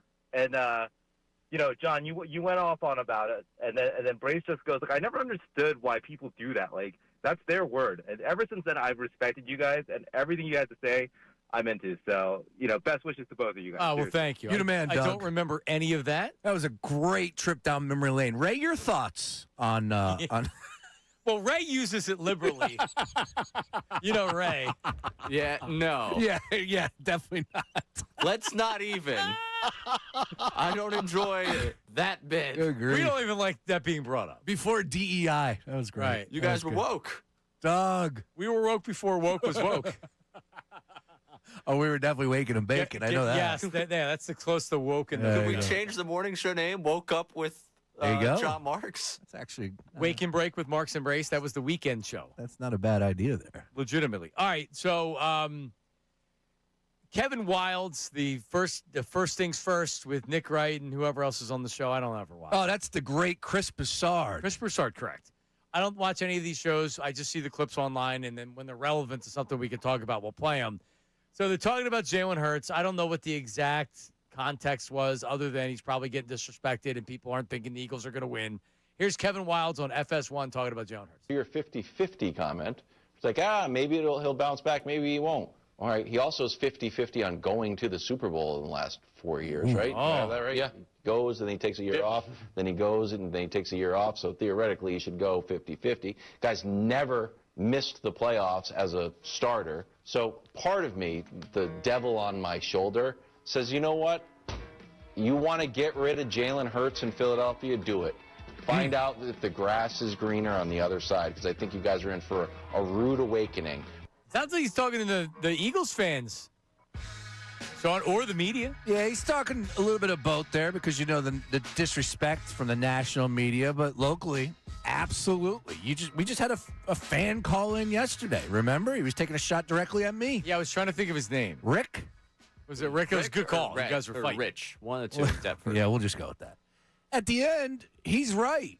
And I will stand up for that because I this franchise will move on. This franchise there's going to be life after Jalen Hurts. Eventually his career is going to come to a close. It's just not happening this year. And that new contract will come because the success will be there for this team, for this franchise. So that's where I'm at. No, I'm not going to be blind and say 5 years from now, you can't get. No, we understand how it works in the NFL. Not for long, as the great Jerry Glanville would say. That's what the NFL stands for. Correct. But right here, right now, Jalen Hurts, everything he's done, you look around the league, Will Levis, these rookies getting playing time, Tua, get out of here. And again, they continue to prop up quarterbacks that have dreamt of doing what Jalen Hurts has already done. It's fair. I've been told many times that be careful what you wish for, or is the grass always greener on the other side? Grass isn't always greener on the other side. With the Eagles, it's always green, to be honest, because with Andy Reid, and it's going to be interesting because in the mornings I'm going to have Adam Schefter on once a week. And the last conversation I had, enjoy the win, man. the last conversation I had with Adam Schefter was that he said they're going to build a statue for Andy Reid, and I said no, they're not. I don't know. That was the last conversation you guys had. Yeah, I never had him on. I don't think I ever had him on after that. Reunited, and it feels so not that good. not that he'll remember that or care, but I guess my point is that the grass was greener on the other side. You know why? Because if you're a good organization, life moves on, and you have to make good decisions after that. But Andy Reid, they won a championship. After Doug Peterson, they won a championship. After Donovan McNabb, they won the. You know, like if you're a good organization, you're going to be fine. And the Eagles will always be fine. You just don't have to move on from Jalen Hurts. And, ultimately, when it's time to move on from Jalen Hurts, the Eagles will move on from Jalen Hurts. And I have full confidence in the team that they're going to be able to get their next quarterback or figure it out. They did it after Carson Wentz. They did. Then they'll do it after Jalen Hurts. They did it after Donovan McNabb. It's also not necessarily easy. Sometimes it'll take a couple stabs at it. But, I mean, really what Wilds is saying is just, you have something pretty good right here. Don't think that you can just find that guy anywhere. Winning matters. It has to matter. It has to matter. And I'm not talking about just winning the Super Bowl, but when it is difficult to win the division, you know the competition. We know what we've dealt with year after year. We know when something is bad, when it smells, when it's not good. The Eagles are anything but that. And yes, a lot has to do with Howie Roseman and the roster that he's built. But, man, you can't forget what it took to get Jalen Hurts and all the hurdles they had to hop and the forward thinking, specifically bringing it back to Carson Wentz. Like, here, Nick Foles is out. You still got Carson. And you say, you know what? We're going to draft this guy, which, hand in the air, boys and girls. Draft day, I wasn't down on the pick, but I was furious. Like, what are you doing? Because I was a Carson Wentz guy. I thought he deserved an opportunity not to have somebody in his shadow. But they just paid him $100 million, too. That was my thing. Oh, that, too. It's like, all right, you paid $100 million. You're drafting this guy. Like, what are you doing? He also had this. Was that the year that he got the concussion in the Seattle game? Yep. Like, he had turned the end of the season around to where I thought, all right, like, we made some progress. Because that was not a good season. Then he turned the end of the season around against bad teams, too, by the way. But they were smart enough to say, hey, he's an injury waiting to happen. We're unsure about the other stuff that's off the field. Yeah. The Eagles will pay somebody because they say that's the right move, and then they'll very quickly say, no, let's move off. Chip Kelly, Jeffrey Lurie said, all right, you know what? You want to get rid of Howie? Okay. You're going to have a short leash. And they whacked him. And he kept Howie in the basement. Which was the smartest move. Oh, it's an unbelievable move by Jeffrey Lurie. And Howie, seeing the writing on the wall that this guy ain't going to last, my number will get called again. Jeffrey will come crawling back to me. Ultimate fraud, Chip Kelly. Ultimate fraud. Oh, 10 and Hard 6. hat out there 10 and 6, 10 and 6, though. Come on. Yep. Back-to-back 10 and 6 seasons. I know. How can you get rid of him? That's a bad move. Yeah, the Eagles are always getting doubted until they're like, at what point do you give them the benefit of the doubt? Like, they know what the hell they're doing. Was that the Deshaun Jackson Green Bay Packer playoff game that first year? Because they didn't make the playoffs. They only made the playoffs for 1 year. No, it was the Saints. Never mind. It was, another winnable game. Sportsmanlike on the return, and then the Saints ended up taking Foles left with the lead. Yeah. That was bad. Yeah, the Sproles. Yeah, Sproles before he was before he was an Eagle. Yep. Was that Andy Reid, Riley Cooper in the end zone against Green Bay? Was that still an Andy Reid? That had to be an Andy. Yeah, Reid. had to be Andy Reid production. They had a chance. Michael Vick was the quarterback. Yes. Yeah. If Deshaun gets that touchdown, that team was good enough to win the Super Bowl. They were good. That's for sure. All right, what's going on in the YouTube chat, Ray? You were mentioning it. Yeah, it's now settled down a bit. If Bayless, I think we just found out what If Bayless does for work.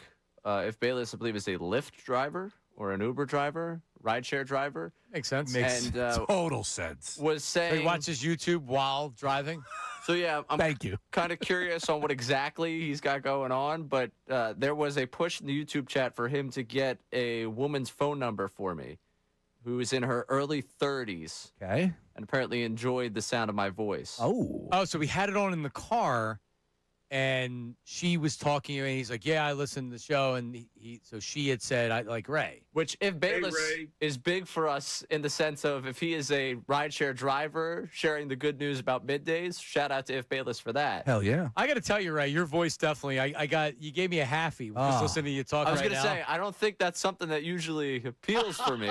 I'm chubbed up right now. And I also don't want any rideshare drivers getting fired trying to give away sensitive information. All right, so Ray, Sean's the one with the sexy voice. Hey, not us. I just want Sean's the one that used to get. Who was it? Who's Kincaid's wife. Kincaid's wife. She used almost to, didn't go down to Atlanta because of you. She used to sit on the speaker, and you'd go.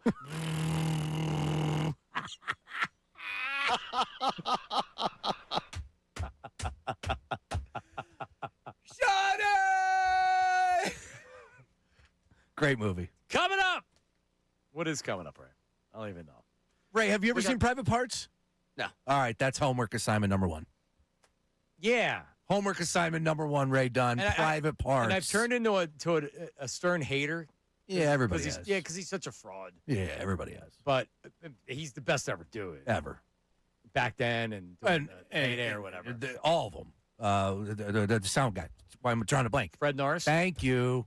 The best to ever do it. Robin. Oh, Robin, Yeah, tremendous. if you listen to that show in the last 3 years, it sounds like a couple of 7-year-olds doing a show because they are. Correct. And they just had to get rid of a lot of their staff because they're going down to 1 day a week. Yeah. I don't even know if he can do 1 day a week. Which is a joke. But that's why you got to listen to Howard 101. So They're getting rid of it. That was the most recent story. They don't have enough content to do 2 channels. He's doing 3 hours a week. Yeah, That's but not gonna be every week. I don't want to hear anything from post 2001. I got to be honest. I don't want to hear anything anymore. I've had it. I've totally had it. And Richard Christie's my guy out there, and I love a lot of those guys. But I've had it with he's just such a fraud. All right, coming up with some voice memos on Dave Dombrowski and a rise. Back to the Phillies coming up. What have we done? We've ruined this guy's career. Literally, we've ruined his career. Middays with Marks, 97.5 The Fanatic. You know what? I haven't ruined my hair. I got to get a haircut. We're going to get pictures for the new show. I got to get the haircut. And you know what? When your hair looks good, you're like, damn, you know what? The hair looks good. It's nice getting that haircut. And that's what Morgenstern Hair Restoration do for you. So all stages of hair loss, whether you're just starting to notice that your hair's thinning, maybe you're getting there and you're saying, I don't want to lose any more hair, or maybe you're considering a hair transplant, which I had. Morgenstern Hair Restoration, they are the experts in the industry, over 30 years of experience, the same hair team that I trusted, going on 15 years now. So if you want to get your hair back, you want to keep your hair, you have more options than you think. And Morgenstern Hair has, we talked about the transplant, but there's topical medications, PRP, exome, stem cells, hair transplants, and more. And I've never had to experience this, but maybe you had something happen. You need eyebrow restoration. You don't have hair that grows up there for men and women, beard restoration, and more. Just check them out online, morgensternhair.com, Morgan with an E, morgensternhair.com. Or you can call their office. Just tell them that you hear me talking about them all the time. 610-831-HAIR. 610-831-HAIR, morgensternhair.com.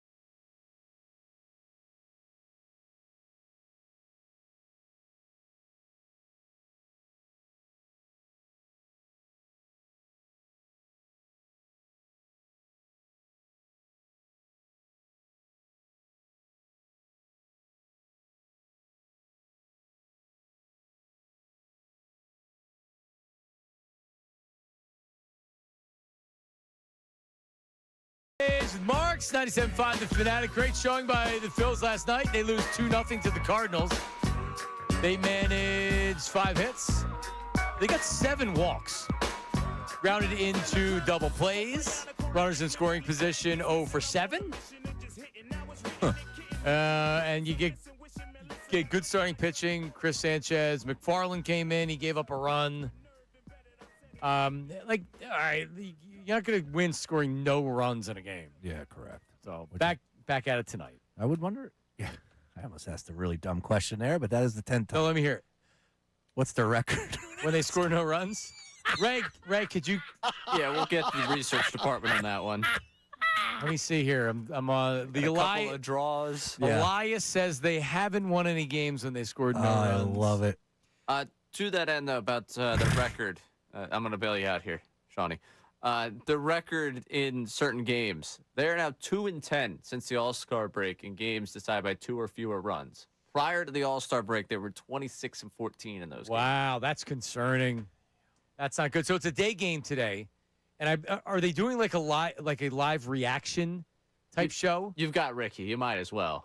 Yeah, I mean, you can just bitch about the team even though there's a game that's going on. But Zach Wheeler's on the mound today, which is a good thing. Hey, no. Because regardless, he's going to give you a good outing. But Kyle Leahy going for the Cardinals, who's had a very good season. So there you go. So you brought up the walks real quick on this. Yeah. And, you got to give him a little bit more credit. Mr. Elite. Didn't Bryce Harper say that that's something he wanted to he did. Work on and walk a little bit more this season? And he's top 5 in major leagues, plus everything else he's doing with the power numbers. He has not been the chaser that we saw previous years. He's adjusted. He's having a good season. Not a lot of Bryce Harper hate as of late. Oh, well, I would just say the afternoon host from 2 to 6. I think that would be something that Bill, not mentioning any names, could actually say. Like, hey, that's actually a positive for Bryce. Oh, he's a Harper hater, without a doubt. HH, Harper hater. All right, so we have some voice memos on the Davis Honda text line of 610-632-0975. You can always send a text message. I don't know if we're going to necessarily share if you send a text message. If you send a voice message, a voice memo, and you leave your name and location and maybe your occupation, you're likely to get it played. Go ahead, Ray.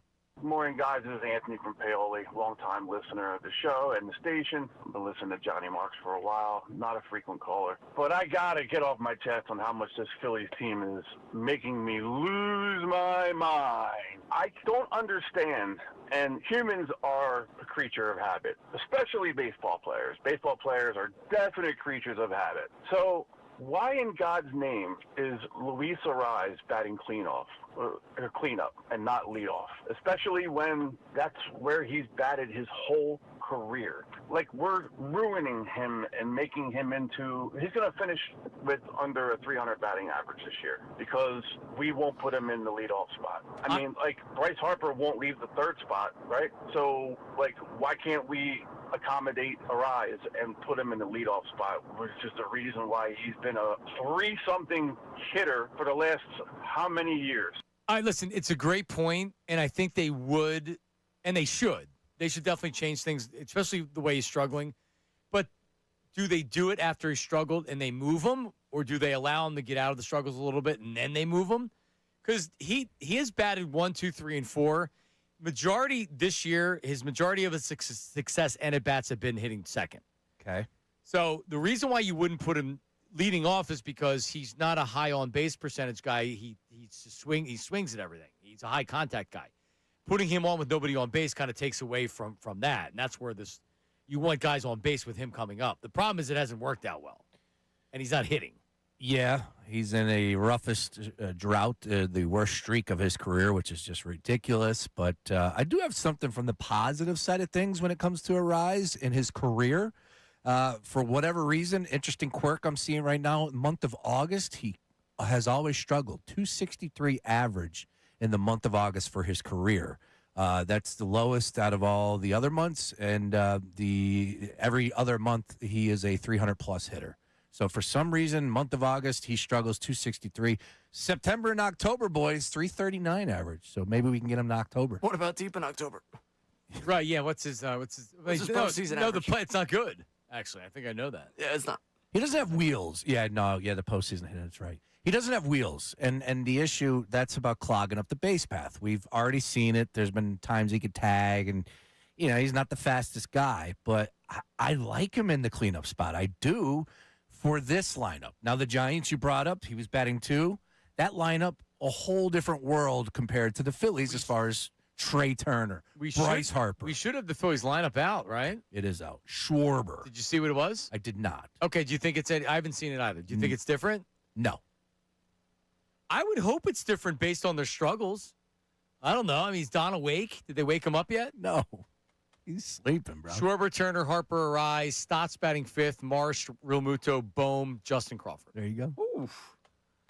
They're going 4 lefties in a row, 5 of 6. I get it. You got a righty on the mound, but sheesh. I don't mind moving Stott around a little bit. It hasn't.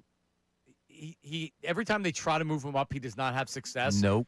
On a maybe not a one-time basis, but I have no problem with him doing it tonight.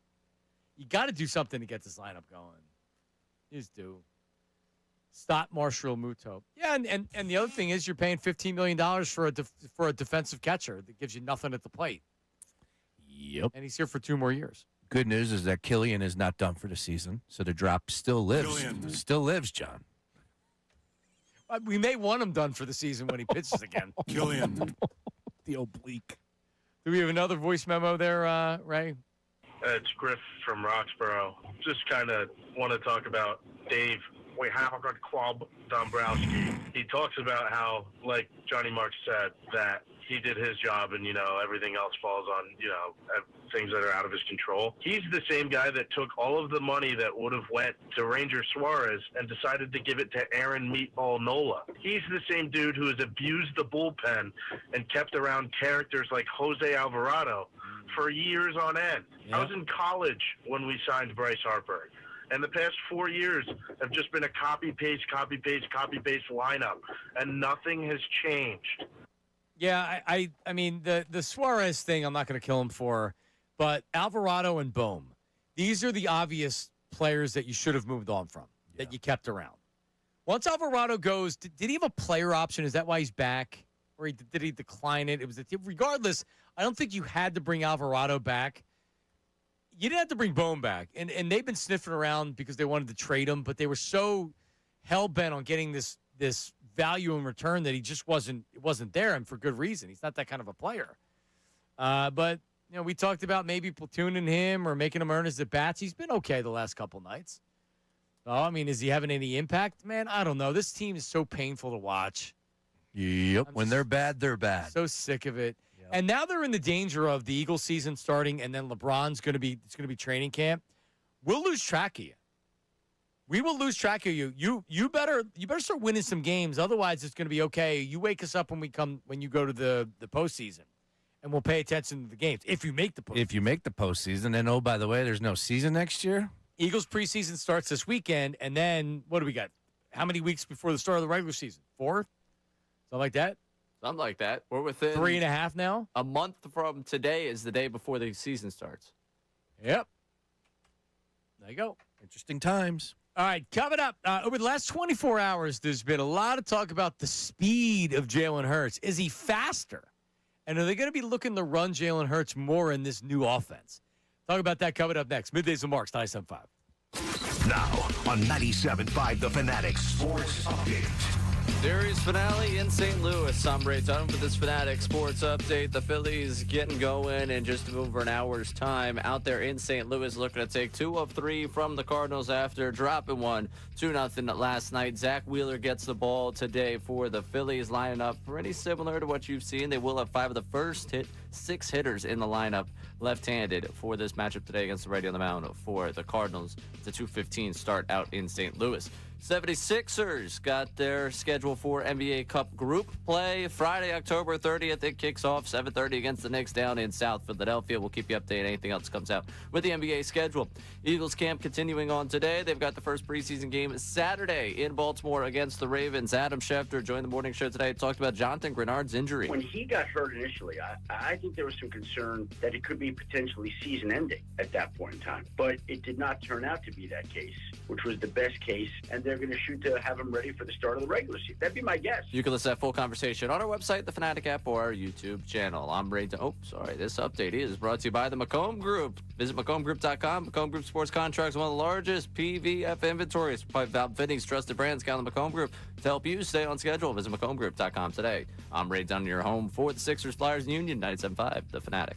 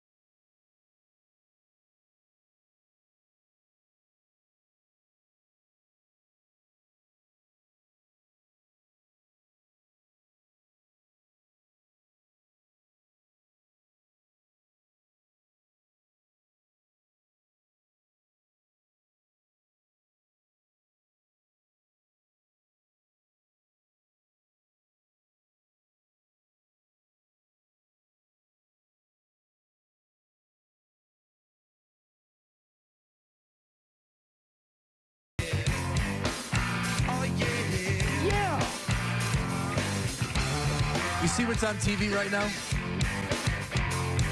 No. Little League World Series. Love Little League World Series. Right? Little League World Series, Williamsport, Pennsylvania. We love it, right? What happened to the Little League World Series that I used to know? They have challenges. Really? They challenge the calls. Like, whoa, what are we doing? Wow. Challenging calls in Little League? We're talking about 12-year-olds. So I'm surprised they have the technology. I don't know if you saw this. You're not going to be able to the what do you call it? Field of Dreams game.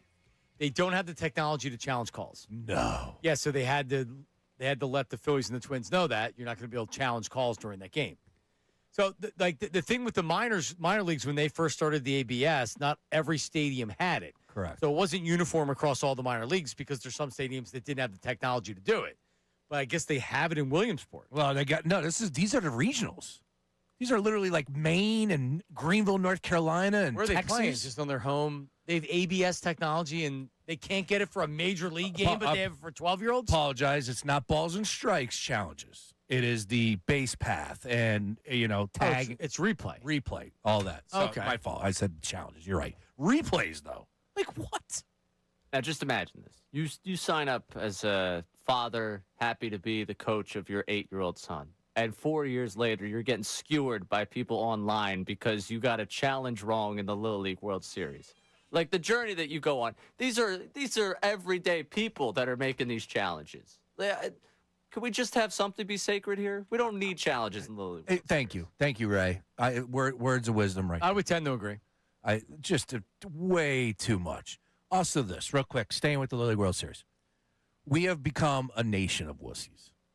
All right, Ed Rendell said that, and it is around the weather. Okay, you know where I'm going.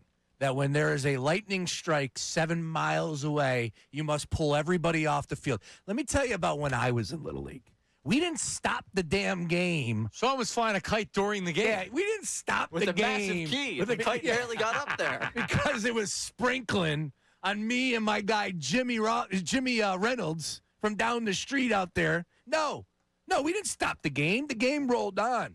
I was flipping through the channels yesterday. Multiple games were in a rain delay due to lightning.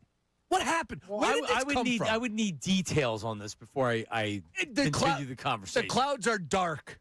They're dark over there. Wait, but what's the rule? Is it if you can see the lightning, they pull you off the field? It's within a mile radius. Yeah, you lose me on this one, Brace. No. You got me on the challenges. Let's be honest. We're over the top. Oh, I'm sorry. I don't want little Billy struck by lightning. You have people that are in charge of the league. You have coaches. You got umpires. We could all make the decision right there that, look, I don't think we have anything to worry about. That black cloud is way over there. You're talking about Major League Baseball? No, this is Little League. Oh, Little League. But they do it in Major League. I know they do it at MLS. So there's no universal written rule or specific distance threshold for stopping a game due to lightning in Major League Baseball. So I guess it's just a judgment call. Like, hey, the lightning's close. Let's get him off the field. But back to the kids here. Oh, Jimmy's swinging his metal bat. Yeah, let's not get him off the field while the lightning's coming. Guess what? Nobody got hit by lightning when I played Little League, Ray. Well, so I guess no one's ever been struck by lightning. It could happen anywhere. And that's why you take the precaution of not putting them out there with metal bats. MLS mandates a weather delay. Lightning strike is detected within an 8-mile radius. Yeah, well, but soccer players are soft, and we know that. All right. Again, It would do the same for the NFL. I'm just enough is enough. When did this happen? Who signed off on this lightning mandate 8-mile radius? I can tell you that we're going to be all right. So the Little League, their rule, it's strict. See lightning, hear thunder, clear field. An immediate 30-minute suspension of all games if you see the flash or you hear the rumble. Thunder. Okay. Hear the thunder. Okay, I can actually get a little bit down with that. Like, I see it. Again, that's my point. When I played Little League, when you played Little League, we had coaches, we had people that ran the league. They were smart enough to say, you know what? We got a little bit of a window. Oh, there's lightning over there. Let's pause. Not this. It's 8 miles out. Right. And we got to have a 30-minute mandate. You would think that people would have common sense that lightning in the distance is a lot different than the storm is coming in and there's active lightning. That's correct. Nice work. AC/DC coming to the link. I think the problem is that there's not everybody is smart, and you might have these maniacs out there that are like, nah, they're fine. No one's going to get hit by lightning. Oh, like who? Yeah, like a lot of people. We have become a nation of wussies. Oh, you don't have to dance around that lightning strike. It's fine, Billy. Go back out there and throw your 5th inning. Right. I mean, there is this word called liability to where they don't have kids out there. Oh, yeah. That too. That enough. All right, so the NFL suspends games if lightning is detected within an 8 to 10 mile radius of the stadium. Soft. We're talking about professional football players. Let's go. It's not even raining, but I got lightning. You know what? It's also about the fans, too. It's always, there's always something. Let's just play the games, people. Let's go. Multiple games and weather delays. Smoke your cigarettes. Don't wear a seatbelt. Yeah. Yeah. All right. All of a sudden, Bill Simmons right now is being tried for execution for his seatbelt thing. Meanwhile, we got Brace out here, lightning rods in the middle of the fields. Yep. So I'm curious, what's the distance from Center City to the stadiums? 3-4 miles, maybe? Yeah, it's got to be about 4 or 5 miles because halfway through Broad Street is pretty much City Hall. Driving distance is 7 miles. Okay.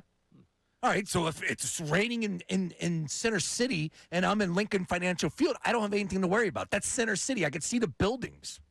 That's far distance. So something would tell me that they take the specifics of the 8 miles, and there's a reason why that's where it is where they want to clear the field. Yeah, probably. Something tells me that there's more than just somebody on a whim saying, yeah, let's just do 8 miles. Yeah. Oh, heavy stuff's not coming out for quite some time now. Enough of the reviews, though, okay? We can agree on that. Yeah, no challenges in Little League World I had Series. no idea. That's crazy. And they went to the dugout, and I kid you not, it took about 7 minutes for them to review this one tag where the kid was clearly safe at third base. Clearly safe. It was just such a joke. That's the other problem is that if it's not, at least Major League Baseball, they know, like they have a system and they have a full-time person doing it, and they do it every year, year after year, to where they know how to do the replay. Yeah. You get some jabroni that I don't even know, like from the Little League World Series Cup. You got Vito. Vito's running Vito's shit. Yeah, exactly. It's like, come on. All right, well, there you have it. Yeah, thank you. Jalen Hurts. So who do we have talking about the speed of Jalen Hurts? Now, you had mentioned that you thought that a lot of people in Club Hurts are saying that Jalen looks a little trimmer, a little thinner. A little slim, definitely a little faster. Can we get a mile per hour on how fast he's running, Ray? I'm sure we can. Probably not. All right, so who do we have talking on? Is Vic Fangio talking about the speed of Jalen Hurts? Listen. I think Jalen's having a good camp. I think he looks faster. Obviously, we can't touch him during practice. And, so there's always that debate whether you had him or not. And I think there's been a few times where our guys think they had him and they really didn't. I think he's moving good. And I think he's doing a nice job with the new offense. A lot's been made about him, all these coordinators he's been with. But it's basically been the same offense every year. This is different. And I think he's done a great job with it. Yeah, I mean, and Vic makes a lot of sense right there. Something does tell me he would love to take the quarterback's head off during training camp. He longs for the days of when you could hit the quarterback. I'm down on the Phillies. But anyway, I don't honestly, Sean, I make absolutely nothing of if the offense is struggling because it's a new offense. Because he's absolutely right. They were running the same offense. It was a different play caller. Kellen Moore wasn't running his offense. Patullo doesn't have an offense. Nick Sirianni, so they're coming in and they're running the Jalen Hurts offense. This is an actual offense that's not the Jalen Hurts offense. So you would assume that everybody's going to struggle a little bit to pick this up. It's entirely new. Oh, yeah. And I'm not worried about it at all. As far as the speed, let me say this, because there's been some talk about more designed runs in the offense. I do not want Jalen Hurts running the ball. I do not want design runs. I want scrambles on third down and scrambles when there's 10 yards right there. Let me get it and move the chains. I don't want him doing that in lieu of finding the open receiver downfield. But when it makes sense, I don't know, 4, 5, 6 times a game, whatever it may be, go for it. I don't need zone reads. I don't need design runs for Jalen Hurts. I don't. I need him on the field, and I need him to develop as a throwing quarterback, a real quarterback. I don't want him running the ball this year. Co-sign everything you just said, and the one of his strengths for years that he had success, for the few years before last year that he had success, I always thought that he was able to do enough to move the chains. And then last year, I didn't say he lost a step. I was saying he lost a half a step because he wasn't able to move the chains. He would get to the chains and then get out of bounds. The great thing about Jalen Hurts, and he's smart because he got hurt in that game against the Commanders that took him out, is he doesn't take the hit. He gets down, gets out of bounds. You don't have to worry about that. But then again, there's two sides of that coin because if you're out there, eventually you're going to get hit. You can't. You have a bullseye on your jersey. You can't get down and elude every single hit. But with Mannion's offense, the play action, the continue to the roll, I think it's going to open things up where it's one-on-one on the outside. And Jalen, that has been a strength in his game for years, is getting enough of the yards to pick up the first down and move the chains. Out of bounds, no hit. No, I love it. I agree with you 100%. And that's where you can use the, all right, you're gonna like, because the linebacker, if it's, or whoever the defensive back is, if it's Dallas Goedert and it's one-on-one, am I going with Jalen or I'm going with going to cover the receiver? Awesome. Yeah. Then he'll run it and get out of bounds. Yep. Or he's going to throw it if or you're in between, which is the worst because then he can do whatever he wants to do. And Jalen really does. I remember Michael Vick. Michael Vick had this thing where he wouldn't slide. And they had to teach him. In Atlanta, they brought in Terry Pendleton. That's right. The old third baseman. To try to teach him how to slide because he didn't know how to slide. And Mike's a former baseball player. And you know why he didn't slide? Because he didn't want to do it. He felt like a wimp. He felt like he was giving himself up, and he was taking the easy way out, and he's a football player. Now, you think about the amount of shots Michael Vick took when he was running. Jalen's never done that. No. He is very, very smart when he gets down. But also to your point, sometimes you don't see a guy coming. Sometimes you get hit late. Like, there's only so much you can do to protect yourself. Jalen never goes out there and is careless when he runs the ball. But if you're running the ball, you're going to take hits. And if you remember, there were a couple years in a row where he was nicked up or he was missing games. Oh, yeah. And that's where they needed to stop the running. Because he can be as smart and he doesn't have to be careless, and it doesn't mean that you're not putting yourself at risk. So I'm glad that they've gotten away from that. You need to rely on Jalen Hurts. When Jalen Hurts was a true dual threat, that's when he was at his best. That doesn't mean he need design runs. That means he can beat you with his legs. So beat you with do they have design runs for Lamar Jackson, or does he get scramble yards for the most part? Both. Yeah, definitely both. Is it both? More so than I need scramble yards. Yeah, scramble yards, I think, is where I don't need design runs. Yeah, look, even when he got hurt in that Commanders game, it was a scramble where he took it up the middle, and he got somewhat down, but he took a shot from both. He took a shot from the linebacker, and the cornerback came in, and that was a concussion that could have very well been a lot longer than what he was out. Yeah. I will say the one thing about the scramble yards, I would almost prefer not, just because if this thing's moving in rhythm and on schedule, like we haven't seen the offense really maybe go back to 2022. Like, he hasn't been an in-rhythm, on-schedule passer for quite a while. If this offense is going to run at its highest, maybe you do get, like, 2 design runs a game. If the scramble yards are up to me, that seems to be more of an indecision thing and him taking the ball down. No, good point. I don't want to see the first guy's not open, I'm going to scramble. I'm talking about on third down, fourth quarter, where you need to move the chains. Fair. That's it. That's the only time he needs to do it. Third down, get the first down. But to your point, I don't want to do it in lieu of running the offense and finding the receiver, because you can get a 30-yard gain if you're patient and you work around in the pocket and make the throw. That's really when we talk about evolving and developing as a quarterback. That's what we haven't seen from Jalen. At least last year we didn't. He didn't take the step last year. And I can point to having a dumbass offensive coordinator with that. So, like, whatever. Like, this is still, like, everything with Jalen Hurts, everything that happened before, the bad stuff, you can give excuses, you can give explanations. I simply think it's an explanation. He was allowed to get away with running that offense because he won a Super Bowl, they had success, and they don't have a sharp offensive mind. They didn't last year, that's for sure. Yeah. So I'm okay with it. So I'm not doing a good enough job. I'm now getting emails and tweets about people dying via lightning. And I'm not here to tell you that it's never happened before. Like, that's not my. All right, I just think we're over the top. Like, we're too cautious. Right, you want to see actual lightning strikes on the field when you get the guys out. How come back in my day, we seemed to exist? Everything was okay. We lived. We evolved, Sean. You lived to talk about it. Somebody didn't. Right. Like, so going by your logic, seatbelts. Yeah. I rode in the back of my dad's pickup truck. That's fair. Right? I was probably 7 going up to the Little League field. That's fair. Like me, the SIGs. At some point, they're going to ban them entirely. But for me right now, it's fine. I don't know how you afford them. When was the last cigarette you smoked? Oof. I don't want to kill the bit here, but it's been a minute. It's been a while? It's been a while. Go get some cigarettes. Those things are $12 a pack, and those are like the cheap ones. Somebody bought a pack of Fake cigarettes ones? at Wawa. That's where I see them, too. In front of me, and I was like, did you say what? $12. And the guy goes, yeah, those are the cheap ones, too. So Marlboros are 14 or 15? There is no way in my mind that I would keep up that habit. Now, I know a thing or two about habits, and I know that they're tough. But that habit, if you're telling me it's now going to cost me $15, what was a pack of smokes back in the day, Ray? $2? Yeah, I was going to say. 5, I don't know. I wasn't legally allowed to smoke them back in the day. So you had to pay a little extra, a little tax. Oh, you were 17 smoking? You had to hit up Red. No, I was like 12. Red from Shawshank had to get Ray his cigarettes. So I just checked the text line because you mentioned the fact that I'm people getting are crushed. Yeah. I know you don't have text line access, but don't ask for it. All right, but here's the deal. I'm not here to tell all those people that are texting. Would they not agree with me that we're a little over the top?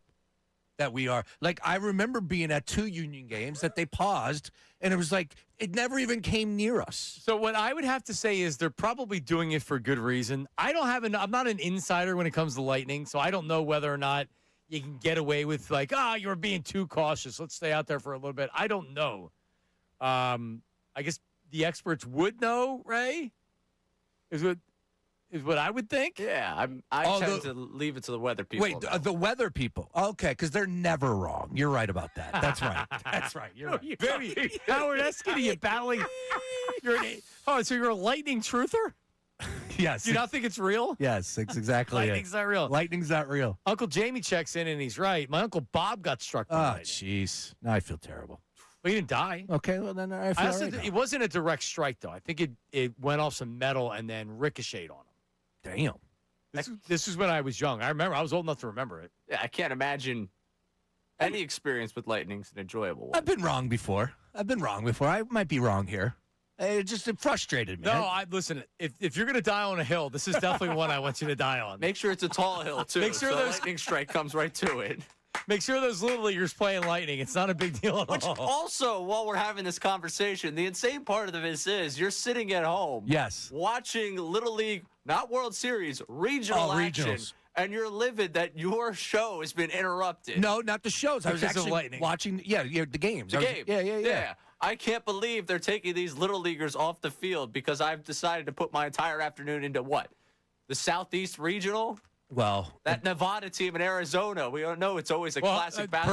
Pearl City, Hawaii was doing some damage. Those Hawaiian teams always saw have that. good teams. Yep. California was playing yesterday. I'm all in on PA. I don't know who's representing, but look, I like the Little League World Series. I do.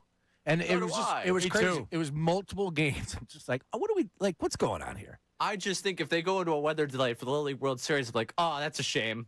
I guess I'll go flip the channel now. That cloud was out there. You had nothing to worry about. All right, we have some Phillies voice memos on the Davis Honda text line, Ray. What do we got? All right, my thing with Dombrowski is you're looking for a fifth starter, fourth starter, whatever. Nola has his up and downs, whatever. I'm over it. So what do you do with Walker Buehler? You let him walk away to the Padres. To the San Diego Padres, you let him go. What are you doing for Andrew Painter that hadn't pitched a game in MLB yet? I'll be honest. I had no problem with their strategy with starting pitching. And I had no problem with them trying to find a fifth starter at the trade deadline. The price tag was too high, and he didn't want to give it up. And I was never worried about the starter position. Buehler was good with the Phillies last year. He was really good. Yep. Yeah. So, doesn't that – what did he sign, Ray? Do you know what he got from San Diego? Any idea? I'm going to Google it right now. Yeah. Look. Yeah, but then Painter doesn't pitch. And the whole thing is now you're blocking him from pitching. It was a minor league contract. So he could make 2.5 with bonuses. And Buehler right now had a great outing last time out, 4.88 ERA, 7.5 on the season, 24 starts. That's another thing with Walker Buehler is you had to be worried always about. out. Always injured. Yep. But for the past couple seasons, 24. He pitched 16 games, 22, 12 games. But don't we agree that you wanted Painter to get a shot this year? Correct. Whether or not he was starting in the minors and coming up, or you started him in the majors? He was, at one point in time, John, the number one pitching prospect in the minor leagues. I wanted to see Andrew Painter, and damn it, I need to know what Andrew Painter is if I am Dave Dombrowski. There is an argument on the other side. We had that last week, remember? I was catching hell because people were like, you needed to keep him in the minor leagues. I disagree with that, but to each their own. All right, violations. Greg checks in. Westchester representing Pennsylvania. Oh, no. Okay, Westchester. Yep. Oh, nice. Oh, yeah, great. Even better. He said they're legit. The team's legit. Big year for Westchester in baseball because the boys were playing in college. Yeah, they went to the Did they? Division II national championship, I think. 1AA, I forget. Whatever they are. All right. They lost, though. Do they play in Lightning, the college kids, or no? Can we just cut it down to 5 miles? All right. I'd be okay with negotiating the mileage on the Lightning. So long as you accept liability from 5 to 8. Yeah, see, that word. That word. That's ruining society, that liability. All right, 1 o'clock hour of the program brought to you by Morgenstern Hair Restoration. Championship results. Check it out, morgensternhair.com, Morgan with an E, morgensternhair.com, 610-831-HAIR. Get your hair back. Keep your existing hair with Morgenstern Hair Restoration. Wanted to mention this, and we should actually be hitting this a couple times on the show, every show. Our good friend Jason Retitis he's battling stage 4 colon cancer, and he's really going through it. I believe he started chemo yesterday again. And I want to give a shout out to Matt Monarch, our imaging director, because he came up with the idea and he really pushed it. The best. Yeah, if you go to our website, 975thefanatic.com, and you go to the pro shop, there's a Jason Martinez sponsored shirt that's there. And proceeds are going to go to Jason and his family because, as you can imagine, the financial, forget about it, but everything else is going on with Jason. There's also the financial stuff that goes with it. So we want to be here to support Jason as he goes through this fight. So get to the Fanatic Pro Shop, and you will see the Jason Strong tee, men's and women's. You can get it right now. You know what, Ray? I'm going to actually put it out right now. Yes, same. Yeah, I'm quote tweeting right now from Middays account with the tweet from our Fanatic. Yeah, so we'll put it out there. So, everybody needs a cool T-shirt, and if you do this, then you're also helping support Jason and his fight against cancer. It says there's a flash sale item. Will end on Tuesday, so I think you could save a couple dollars here. But as you said, with the proceeds going to Jason, and rightfully so, and then some. His wife is on social media, and the whole story tears me up. No ifs, ands, buts about it, but just hearing it from the wife and seeing that, and then you're just reminded of what the family is going to go through, and it's just not fair. It's not right, and it's sad. But Jason's a warrior, man. That dude is up for the fight, and that's it.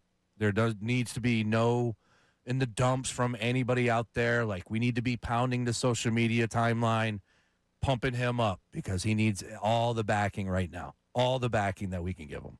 And the Flyers, when he was going through chemo before, they were great. And I mean, really, you couldn't have been better. The Flyers have been so supportive with him. Dude, that was incredible. He dropped the puck.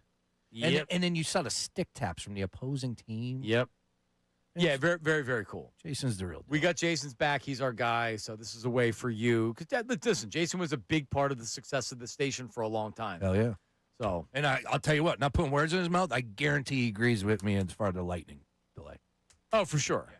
Yeah, he's an anti-lightning guy. Yeah, damn right. Or a pro-lightning guy. We're anti-lightning. You're pro-lightning. Coming up, Tyrese Maxey hopped on a podcast. Sure, Ray's a big fan of it.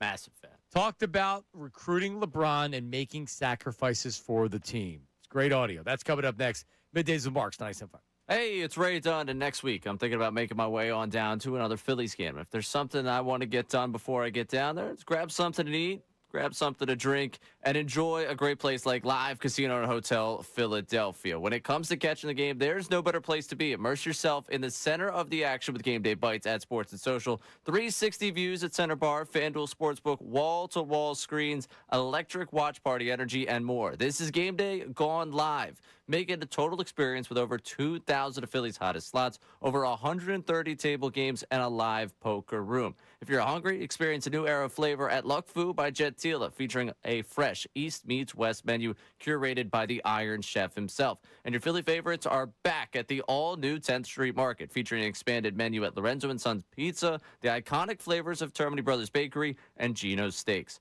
Plus, unwind at the brand-new Library Bar with handcrafted cocktails and bites. Only Live Casino and Hotel Philadelphia. It's the place to be if you're making your way on down to the game, have a little bit of time before, or maybe you saw a loss and you want to find a way to win. Go on down there, Live Casino and Hotel Philadelphia, just right there in the Stadium District. Visit livecasinophilly.com for details. Must be 21 or older. Gambling problem? Call 1-800-GAMBLER.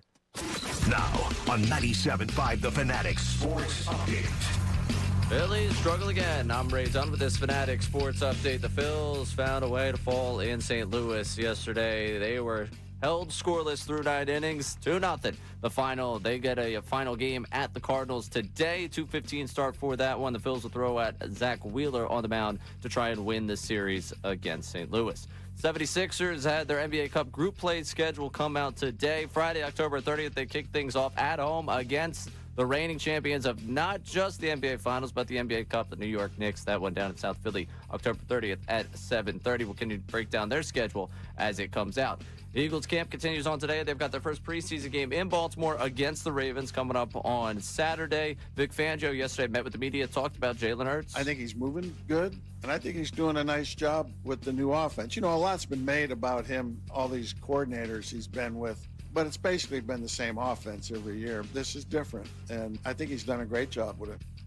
We'll keep breaking down everything going on surrounding camp and get you set for the preseason game coming up on Saturday. This update is brought to you by Verizon Business. Verizon Business experts love small businesses, so they come directly to you on your schedule.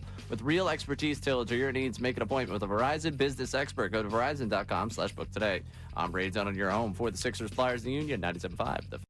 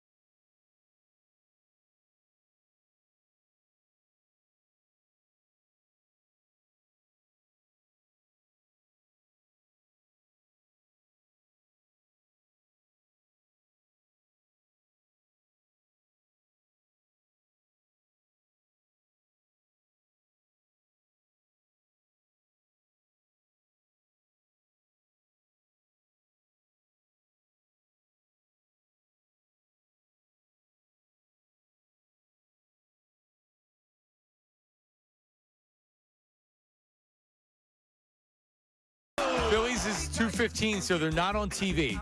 So Unfiltered, not on TV today. All 4 hours live on YouTube.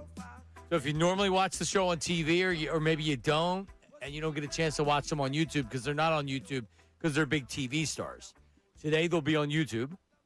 Can I give you a preview of what that's going to sound like? Yes. You suck. Yeah. You pissed me off. So they will suck. they will react. They're not going to spend the whole show just going over the Phillies game. They're going to do the regular show, but they'll react live to what's going on with the Phillies. And it's being called the Batalicast. So Who oftentimes came up with that one? I believe Bill did. Oh. I said that. I said it's pretty good. Yeah, no, it's good. It's a good idea. I was kind of hoping it was yours. They talked about it. They talked about doing this before, and it didn't end up working out. I forget why.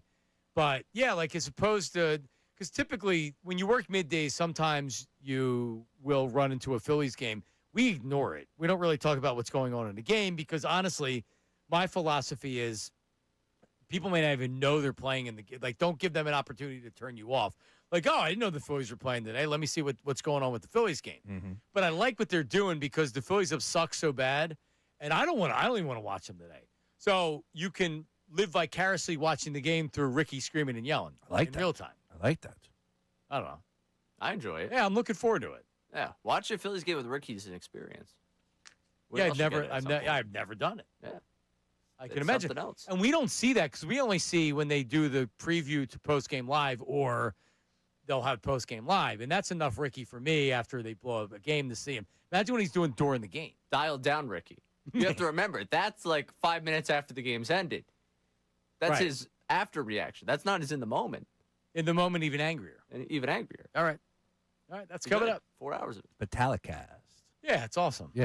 It's a good idea. All right, Tyrese Maxey on the Numbers on the Board podcast. Ray, is that a one that you follow? Oh, you know me. When they had Tyrese, I was like, it's the collaboration of my two favorite things, the Sixers and Numbers on the Board. Well, who's Numbers on the Board podcast? Yeah, obviously, the guys. The guys. Number on the board. Who is it? It's Kenny Beecham, who apparently is a big deal. Pierre Hampton, Mike Winters, and Derek Miller. Now, I know these guys. These guys. They're streamers. Yeah, they got some play on ESPN, to Omaha Productions. There you go. Okay. Now, this dude, Kenny Beecham, if I'm not mistaken, is KOT4Q. Yeah, that's him. He is on the NBA radio. And Frank Isola was like, we played this bit a couple of months ago because Isola was having fun at his expense. Like, who's this guy? I'm getting bumped for this guy. They're taking an hour of my program. Who's this guy? Well, he's an up-and-comer. Dude's got a ton of following, all that. Right. But these are dudes that just love the game of hoop. And that's what people complain about is that you get guys that are, talking about the league like Charles and Shaq who just can't stand any of these players. Or yeah, it's good to get younger people in there. So I don't know, like the one guy's name is Pee Wee the Plug. What's up? You know what that means, right? He's the plug. He can get you what you need. Is that what the plug means? That's what the plug needs. And then now for him, if he's sending a text message, I would always send the outlet or the wire, the plug, as an emoji. Deep dive analytical statistical breakdowns combined with casual storytelling. Ooh. It's right up Ray's alley. Speaking of Ray, we got to come up with a description for our that's show. The show description. Yeah. Write that down. We need that. If you're looking for a show description, just take 3 seconds to put it in ChatGPT and it'll take care of it. Well, that's it. Done. We don't need to meet then, I guess. Yeah, all right. Time to go home. For you, Philly. No, because the management already asked me for this a couple weeks ago, and I just they asked us the same time. We just haven't. And I put it in ChatGPT, and I didn't say this is from ChatGPT, and I got a lot of people raving about what I responded back with. Yeah. No. Yeah. For sure. Come on, we play Rage Against the Machine. You can't just use the machine like that. I did. You got to change a word up or something. No, I didn't. I didn't say like here's from ChatGPT, but that's what I did. That's hysterical. Let me read it for you. Right here, where is it? Because I got from Scott outstanding exclamation point. And I didn't say it's from ChatGPT. I'm like, thanks. That is hysterical. Nice work by you. All right. Well, let's hear what Tyrese Maxey has to say. Go ahead. This is him talking about the story that came out. He was blowing up LeBron's phone. I know they said you was blowing up his phone. Have That ain't happened. Let's slow down. Oh, he said that ain't happened. Oh, okay. I don't blow up no man's phone. Now, did I call for sure? I didn't know at first if it was possible or not. So I remember, I don't know if he was a free agent 2 years ago or last year. And, we work out in the morning. I text Russell, like, man, give me Brian number. I'm about to mess with him real quick. I hit him like, yo, you're always welcome to come to Philly if you want to, you know what I'm saying? Before he re-signed back to Lakers. We knew he was going back to the Lakers, but I'm just messing with him. And then this time, RP like, look, I don't know what he's going to do. He doesn't know what he's going to do. So, man, holler at him if you know what you're thinking. So I hit him. I'm like, yo, pull up. Like, I think we got a good chance. I feel like you can help us. You arguably, if not the greatest of all time. So it's like, why wouldn't we want you on our team? You know what I mean? Just gave him the rundown on that. And I probably talked to him at least 3 or 4 times. Pull up. That's my man. There you go. I mess with Maxie. Yeah, he's awesome. Yeah, let's go. I don't blow no man's phone up. Right. So 3 or 4 times we buy that? The entire process, 3 weeks went by, you only hit him up 3 or 4 times? Yeah. Yeah. Yeah, I wouldn't. Wait, I mean, what do you think? Is it every day being a pain in the ass? That was what It's was LeBron. reported. No, it wasn't reported like that. He said he was recruiting him. Where did they report that he was stalking him? I didn't see any of that. Yeah. But so there is a skill to not being annoying, but also to be persistent, right? Like someone that wants something, you have to appreciate that there's following up and they're being persistent about it without being like, all right, I'm annoyed now by you. Like with this morning show producer gig, there's a lot of persistent people. There hasn't really been many annoying people. There's been 1 or 2, but there's been persistent people, which you know what? Good. If you send me an email and you're like, hey, I want the job, and then I don't hear from you again, I'm going to sorry. Yeah, you better follow up. Yep. If I'm not following up to what you're following up, you better follow up again. Then I'm going to hit you.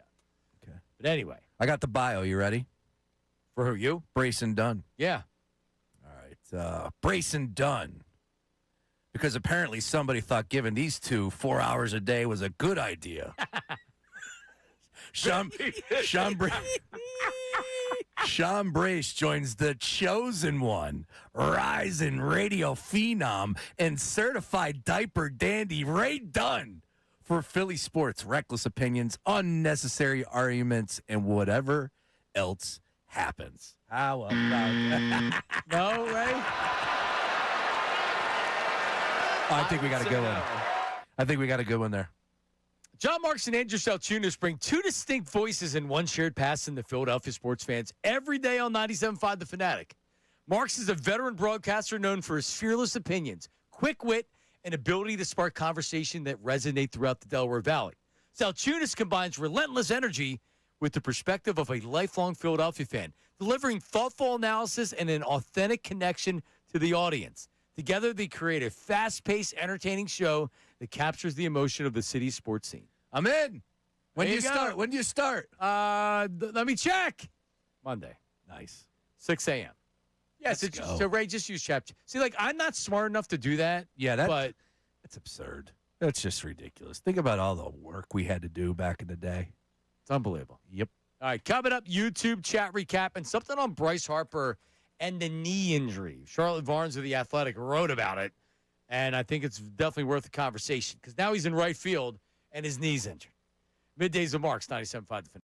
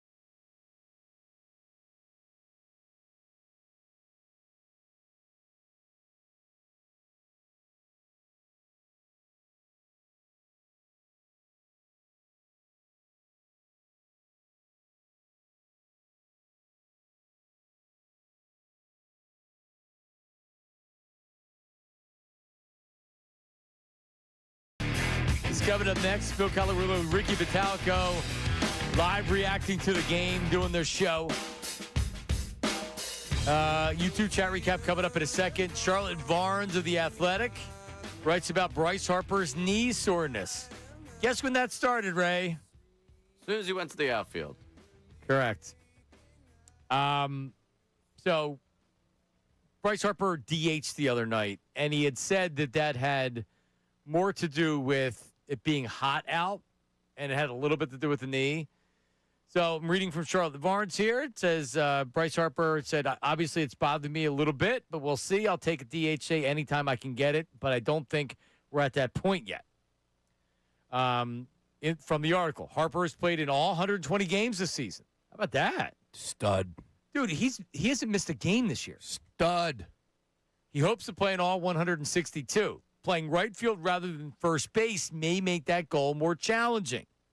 But Mattingly said he feels 162 is realistic for Harper, barring anything happening where he absolutely has to take a day. It remains likely Harper will spend the vast majority of the next 42 games in right field. Mattingly said Monday he's absolutely committed to Alec Boehm at first base, though Schwarber has started twice at first in the past 3 games. So she wrote this last night.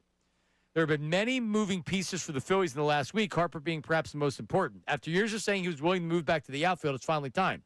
Some hiccups, including a miscue backing up a ball, blah, blah, blah, blah, blah. But so Harper's got a bad knee, and it's sore. He said that he doesn't really feel it when he's running. Yeah. It just has this lingering soreness to it. He said it was something similar that you would go through at spring training.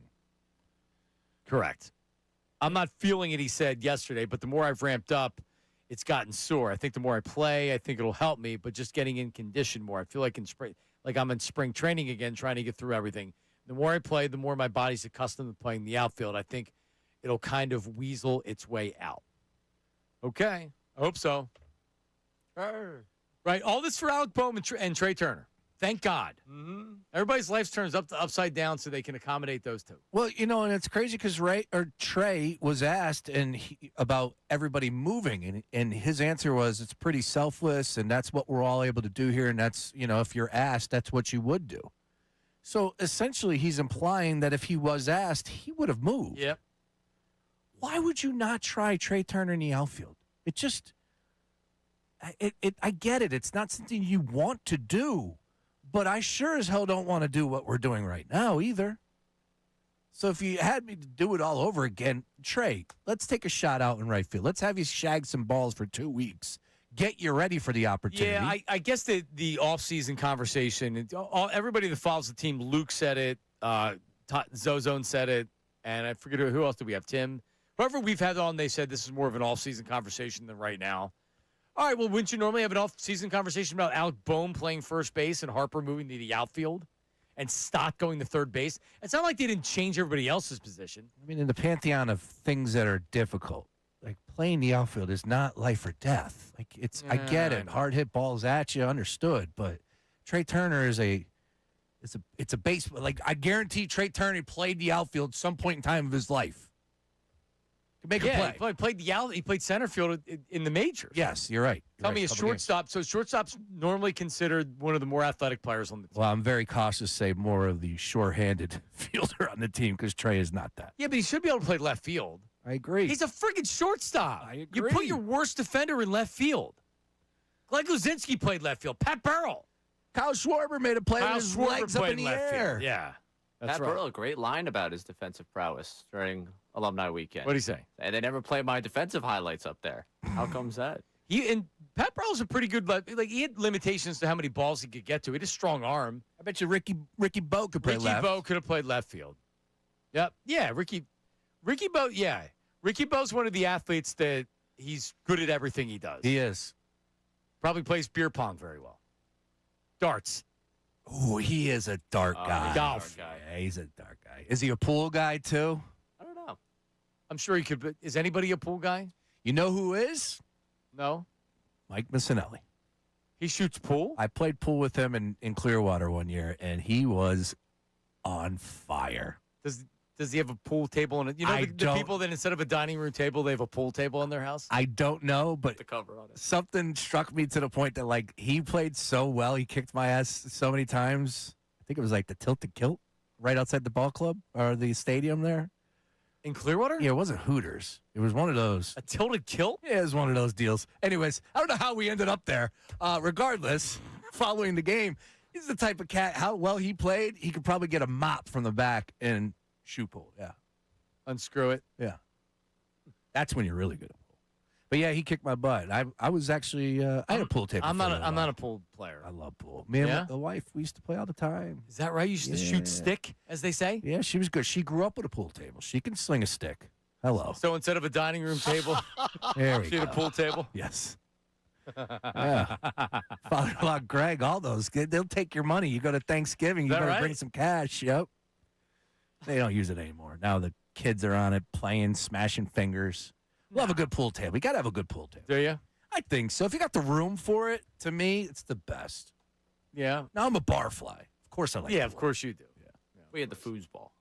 I have foosball in the basement that we don't play. I'm terrible at foosball. And it's not a real table. When back in the single days when we lived in the apartment, we had a real foosball table that was awesome. We used to battle. But the kids got one of the. It's a mini pool table. It's a foosball table, but it's not real. Like, it's not a great foosball table. You can do a bunch of different games in it. You can play foosball, but it's not.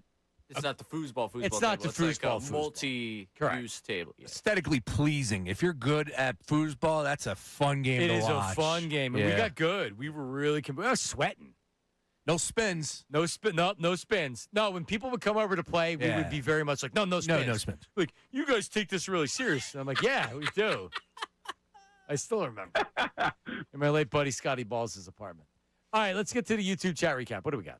It's time for the YouTube chat recap. How about filling us in? Let me tell you something else, man. Watch us live on YouTube every single weekday. I can't lie. Let me tell you something. It's the Middays with Marks YouTube chat recap. Giddy up. Maybe mediocrity is not the right word for the Phillies, but they're not getting any closer to a World Series this season. If Bayless from the chat. Well, I don't necessarily disagree with you. Feels like you're stuck in the mud of being a team has a high payroll and has a lot of reasons why you're making the playoffs, like your starting pitchers.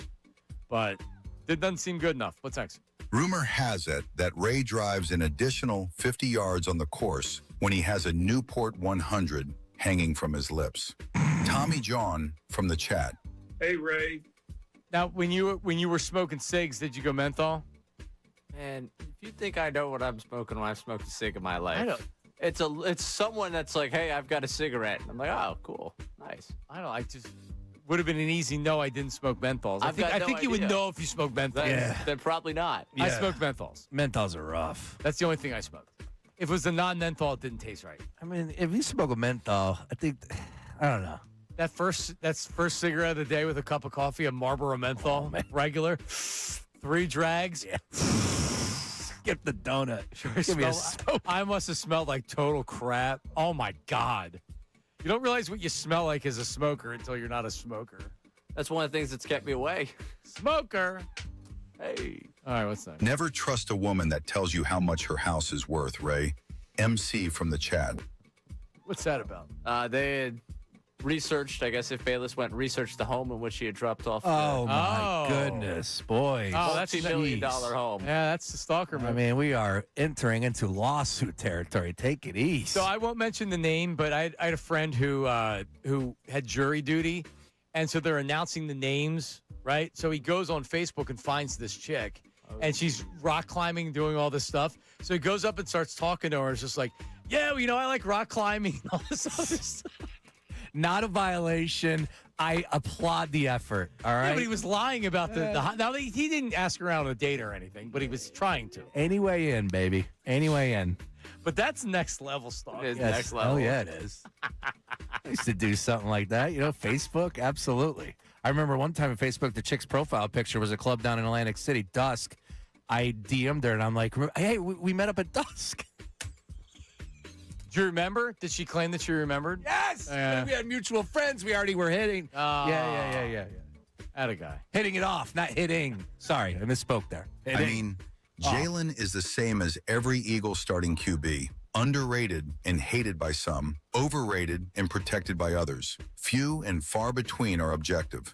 Randy from the chat. Randy, that's why you got good old-fashioned Club Hurts, objective Club Hurts. He's a Super Bowl champion, Super Bowl MVP. You guys just act like those growing trees. No, but he's right. You get the people that are like, he's terrible, and then you get the people like you guys that don't see. That just appreciate what we have. Right. We have a clarification from If Bayless. She told him the value of the home on the way to the home. Okay. He also found out she had a kid, and that is why he did not ask for the phone number for me. Oh, really? I'm not discriminating. What's wrong with that? I was going to say, hold I'm up. not discriminating on that one. Sounds like a good Something time. I put out there. If you were on the apps and you saw that she had a child, would you? It wouldn't sway me one way or another. It wouldn't. No. Because it'd be okay to say yes. Nah, it wouldn't sway me one way or the other. Okay. What about divorced? And she's my age? No, in like a little bit older. All right, a little Divorced. bit older, I could have that conversation. My age, And already divorced? divorced. I got questions. I got questions for sure. Yeah. Probably wouldn't stop me.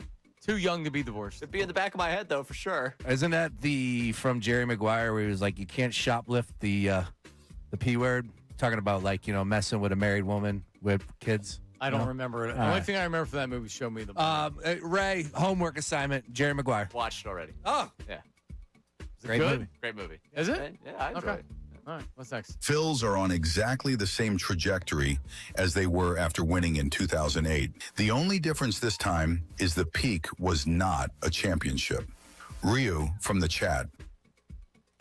I mean, but they had really good teams, and then the guys just got old all at once. But they had really good teams. 2008, so 2009 was a good team, went to the World Series. 2010, they lost to the Giants in 2010 in the NLCS. That was still a very good team. 2011 was a great team. And then they all just fell apart. You had me at hello. Coming up next, Batalicast. Ricky Batalico, Bill Colarulo. They're going to watch the game live with you and react and do the radio show. Sounds like fun. I can't wait to listen. Talk to you tomorrow. See you.